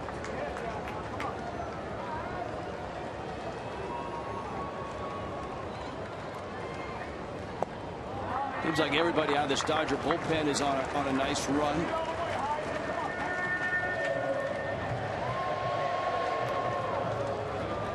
Well, there's a bit of hiccup in Colorado, which every group is going to go through. Belisario got hit a little bit. Kenley Jansen gave up a home run. Rodriguez gave up a few hits. But that's the trouble with going to Colorado, is you go there. The Rockies may not be any good, but you get out of there, you may have had your psyche damaged a little bit, pitching staff a little weakened.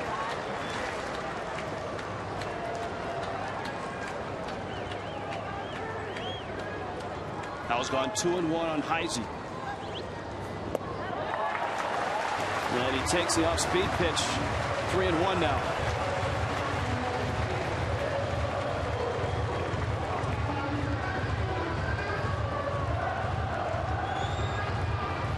He's got the lefty in there. He's got Chu. And then the switch hitting is Izturis. And then lefties in Votto and Bruce. Walked him.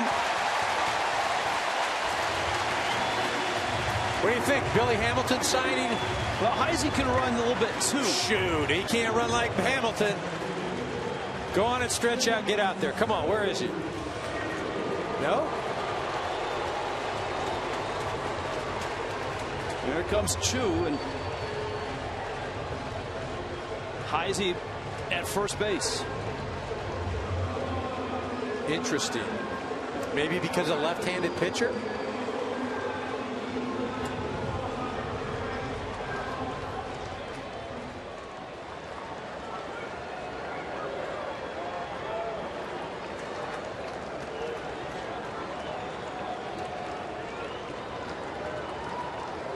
Now it's Chu, who has 2 hits, shortens the bunt, drops it down. Howell fields, fires to first.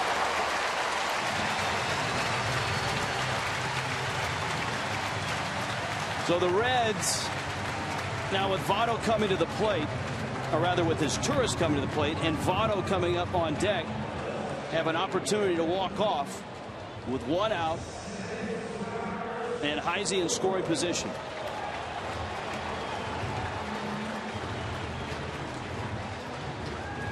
A lot of interesting moves. You could put Phillips up in this spot right now. Then you'd argue maybe they'd intentionally walk him, or you're going to have to throw to a 100 RBI guy, make a pitching change.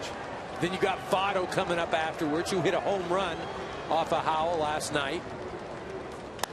Izturis to right. Puig is there. Runner tags, and Puig airs one out, holding Heisey at second base.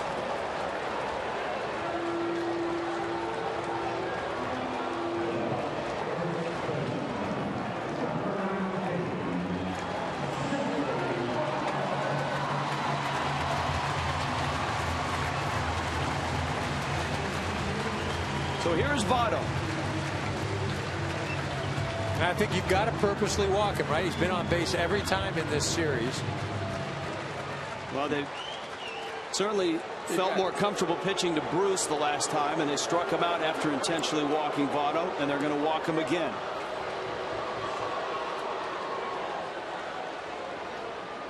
So he's been on base now 9 plate appearances in this series.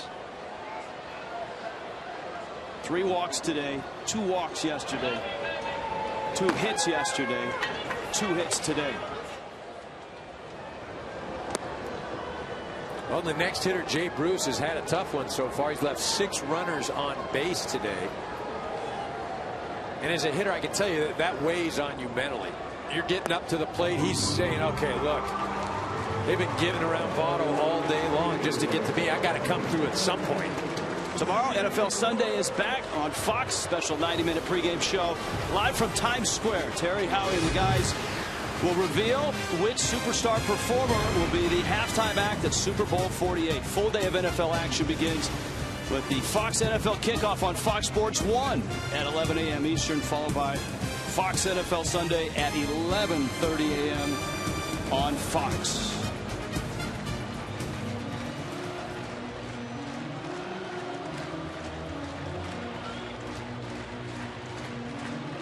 Much of the conversation coming into this weekend was about Joey Votto and driving in runs. The Reds first baseman has done all that he can in this series. 4 hits, 5 walks. The Dodgers have essentially taken the bat out of his hands his last 2 at bats, and they've gone after this man, Jay Bruce, and they've struck him out both times. And Howell is very good against left-handed hitters.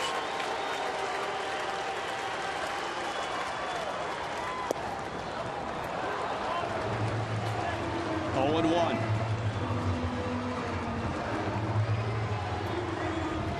Bruce's splits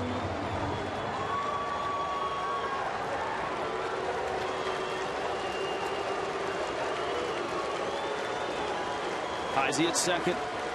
Latos at first. Nice block by A.J. Ellis. This is not a very big ballpark, and as a result, outfielders generally are closer to the plate than they are in most ballparks. So in this spot, with the winning run at second, you see how shallow Crawford is. Ethier fairly deep in center. Puig in right. Well, Crawford, he has to be shallow just because of the arm.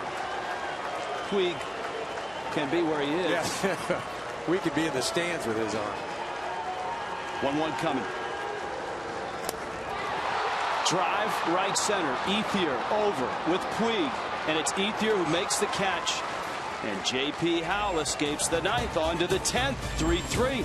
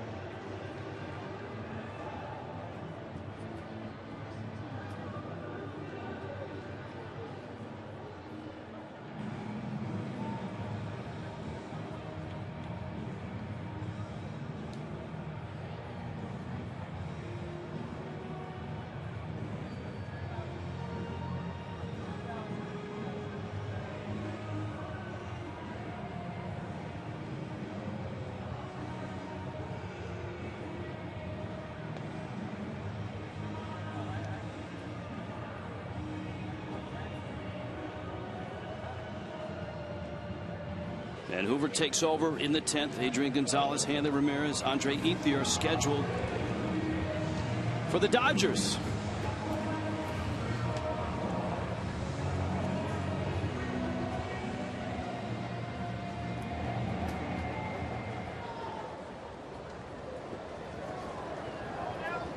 Gonzalez 3 hits his first 3 times up. Bounced to first his last time up. Shadows creeping in, and a liner to center. It doesn't affect Gonzalez, who's had sweet swings all day on a 4-for-5 day.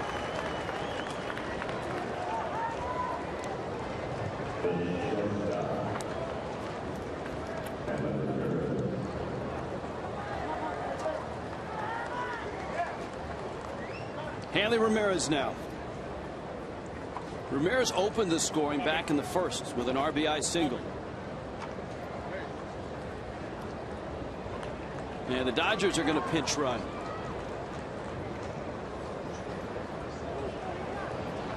Nick Punto into the ball game for the Dodgers. So he pinch runs for Adrian Gonzalez. Smart move. You know, Gonzalez is a station-to-station guy. Going to take 3 hits to get him around. Now this is where you can also move Michael Young over to first.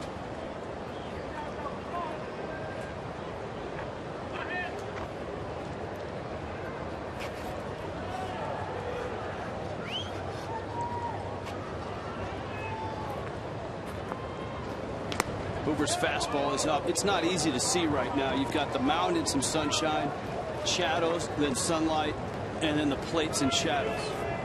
But I guess if both teams are going to be postseason teams, they better get used to it. Well, you're right. And the difficult thing is to pick up the spin. So any type of breaking pitch is probably going to be effective. The thing you run into, though, playing in a park like this, is you can miss a ball as a hitter. And when I say miss it, you don't have to square it up. But you hit something in the air, it'll carry. So if somebody throws that spinner, that hanging curveball, or that slider, you don't have to hit it square. If you can get it up in the air, Might run into some luck here.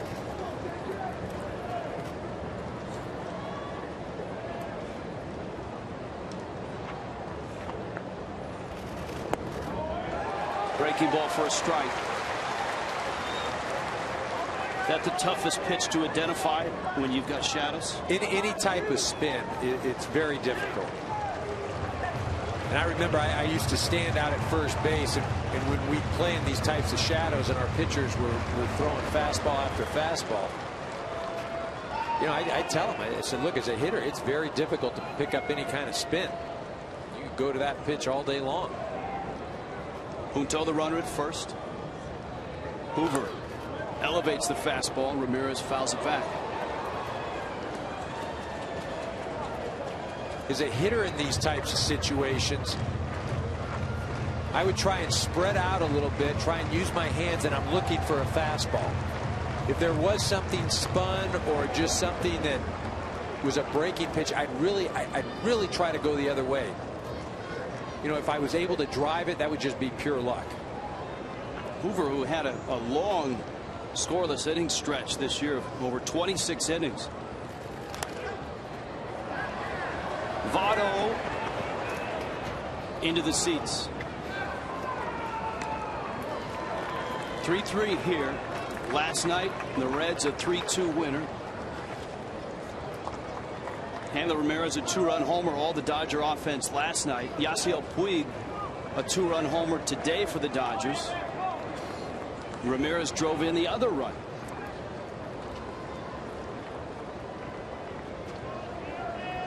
Which kind of fits with what those two have been doing since late June.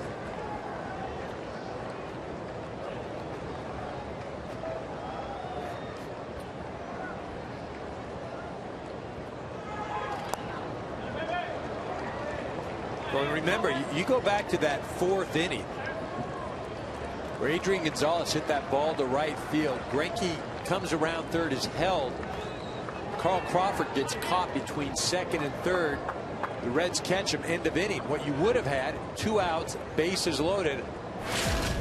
Hanley Ramirez at the plate. Take a look at this. This is Adrian Gonzalez in the fourth inning. Zach Greinke on second base, Crawford on first. They hold Greinke at third, and that is the right move. Carl Crawford, though, is speeding from first to third. He doesn't stop, coming around second. They catch him. Reds out of the inning. Dodgers unable to put one on the board there. Hanley Ramirez would have been coming up with the bases loaded. Dodgers have left 8. Reds have left 10. Nick Punto, the pinch runner at first. 1-2. Got him with a fastball. Hoover.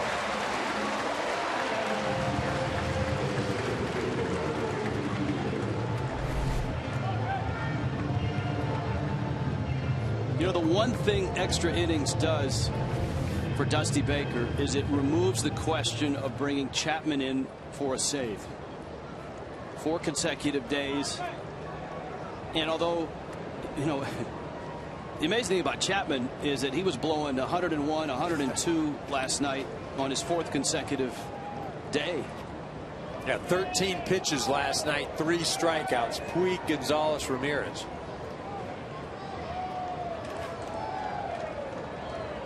Baker told us before the ball game, in all likelihood, he would not pitch.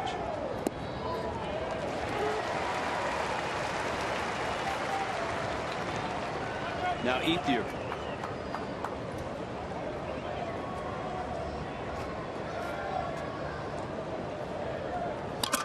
Punto hasn't budged from first. He's running for Adrian Gonzalez, who opened the 10th with a single. Smacked up the middle, diving catch, Cesar.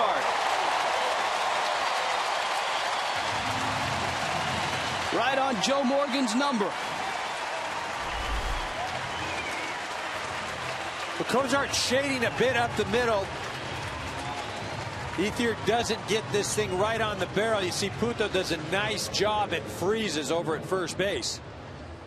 Cesar making a nice diving grab. The Reds, one of the best defensive teams in the National League.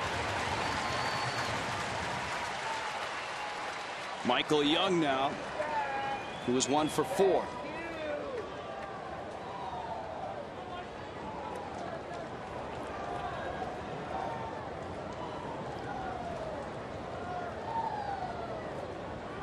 Young getting a start at third base in this one.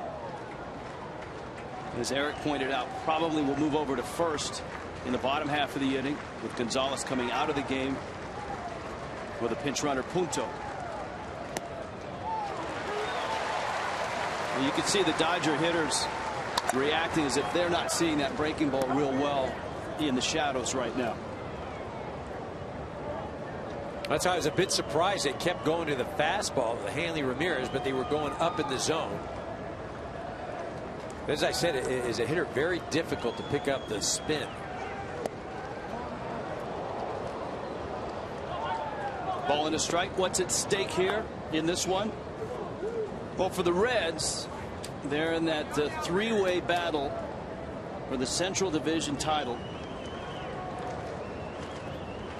It feels like, and it seems like, 2 of the 3 teams will have to settle for the wild card, and that wild card game. And you can see Michael Young right there in that situation. He kind of flinches a little bit. Just tells you that he's not picking up the ball at all when it's spinning. Watch this. It's like, whoa. See, that pitch is basically down the middle.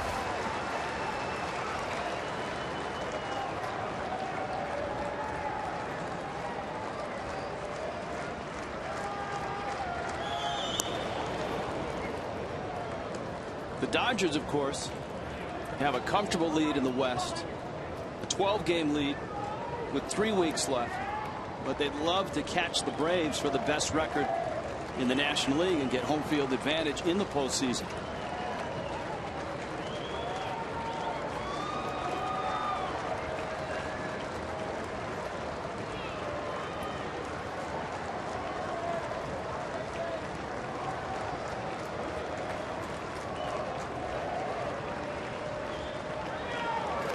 Threw him a fastball.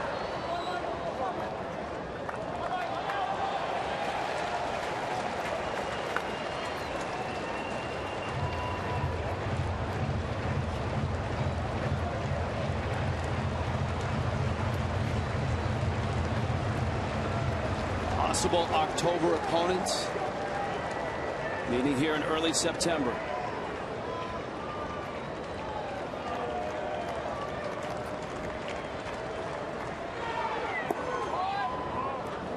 Mesoraco smothers that one in the dirt, and it's 2-2.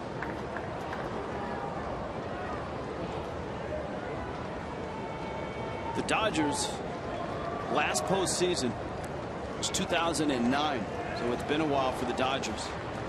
They got to the National League Championship Series and lost to the Phillies. And of course, the Reds thought they had won the division series last year, only to see San Francisco start that miraculous run. It's outside. And so runs the count full, and it gives. Guess what we're doing? Punto. We are running, right? Yeah, it gives Punto a head start. Well, each team has had that opportunity so far late in the game. The Reds and Dodgers. Nobody's been able to take advantage of it.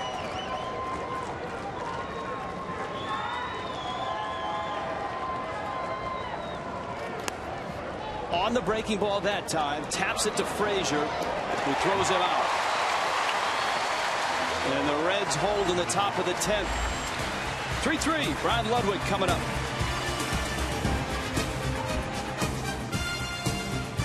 Uniform. Such a great performer for the San Francisco Giants after a second Tommy John surgery and without a contract. He tried out, he looked for a job, and it was the Dodgers who came calling. Well, he spent a lot of time rehabbing, then went to Hawaii, got on a workout program there. You see Michael Young at first, Nick Punto over at third. Wilson's been nothing short of brilliant. A short stay with the Dodgers so far. Don Mattingly told us that Wilson has really worked his way into the sweet part of the bullpen, the part that you might want to take to the postseason with you. He misses away here. The Ryan Ludwick, Todd Frazier, and Zach Cesar. Not many guys pitching after 2 Tommy John surgeries. You talked about a workout regimen. Wilson famous for his. One of the hardest workers in baseball. He hadn't thrown a fastball yet, and he hadn't thrown a strike. Well, one thing he is, he's competitive, and you can look at all the other the extracurricular stuff and the beard, the appearance, all that sort of stuff. Bottom line, the Dodgers want him because he can flat out pitch and he has postseason experience. There's a fastball. You look at home plate and you look at the mound right now, and it must be cloud cover. Well, yeah. Because the sun was certainly an issue last half inning. Yeah, no shadows. It's a great observation right there. It takes away the breaking pitch.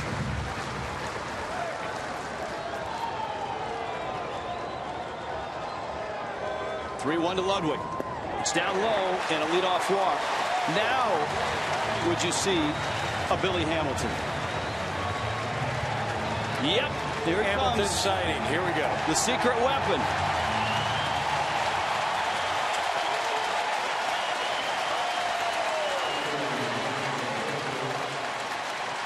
Ludwig walks, and here is Hamilton. Pinch runner extraordinaire. 155 stolen bases last year between single A and double A. This year in triple A, 75 stolen bases. Don Mattingly is coming out with the trainer to take a look at Brian Wilson.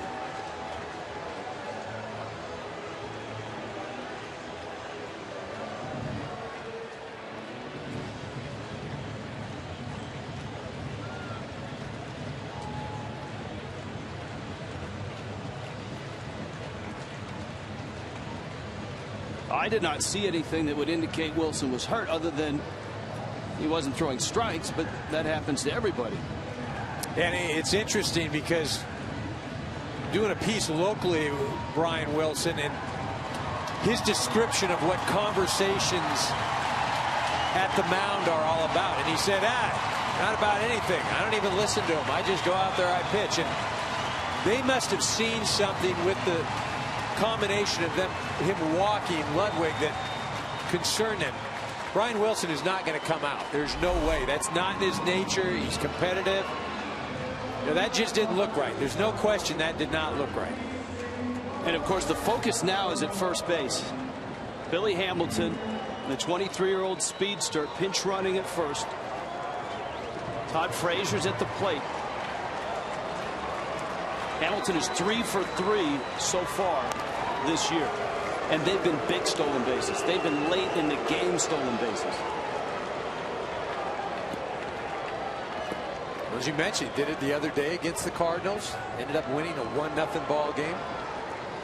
In a big spot. With a quick pitcher on the mound and a Molina behind the plate. And Wilson misses down low. That's funny. Joe Morgan, to allude to him, he had told me once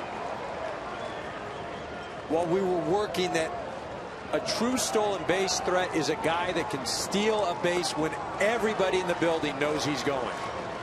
And that's a situation with Hamilton at first base right now. Wilson set. Long wait. Hamilton runs. Off he goes. And he's got it stolen.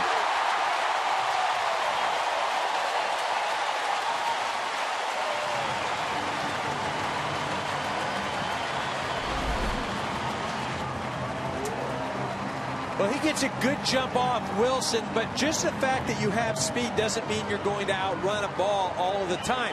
But what it does mean is you add pressure not only to the pitcher, but the catcher. He's got to be a little quicker. He's thinking about it. Not always a smooth transition, as we saw right there. Hamilton's down at second. Don't take your eye off him, because he may end up at third in another pitch or two.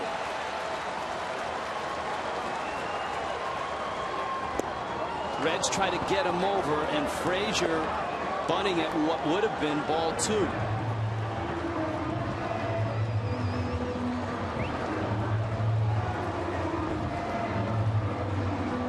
This is a situation where you say, is Frazier a better guy at just making contact or a better bunter?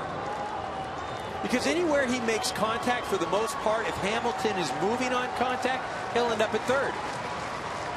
1-2 now. There you go. Into right field. Base hit. Charging is Puig. Here comes Hamilton. Here comes a throw. Reds win it.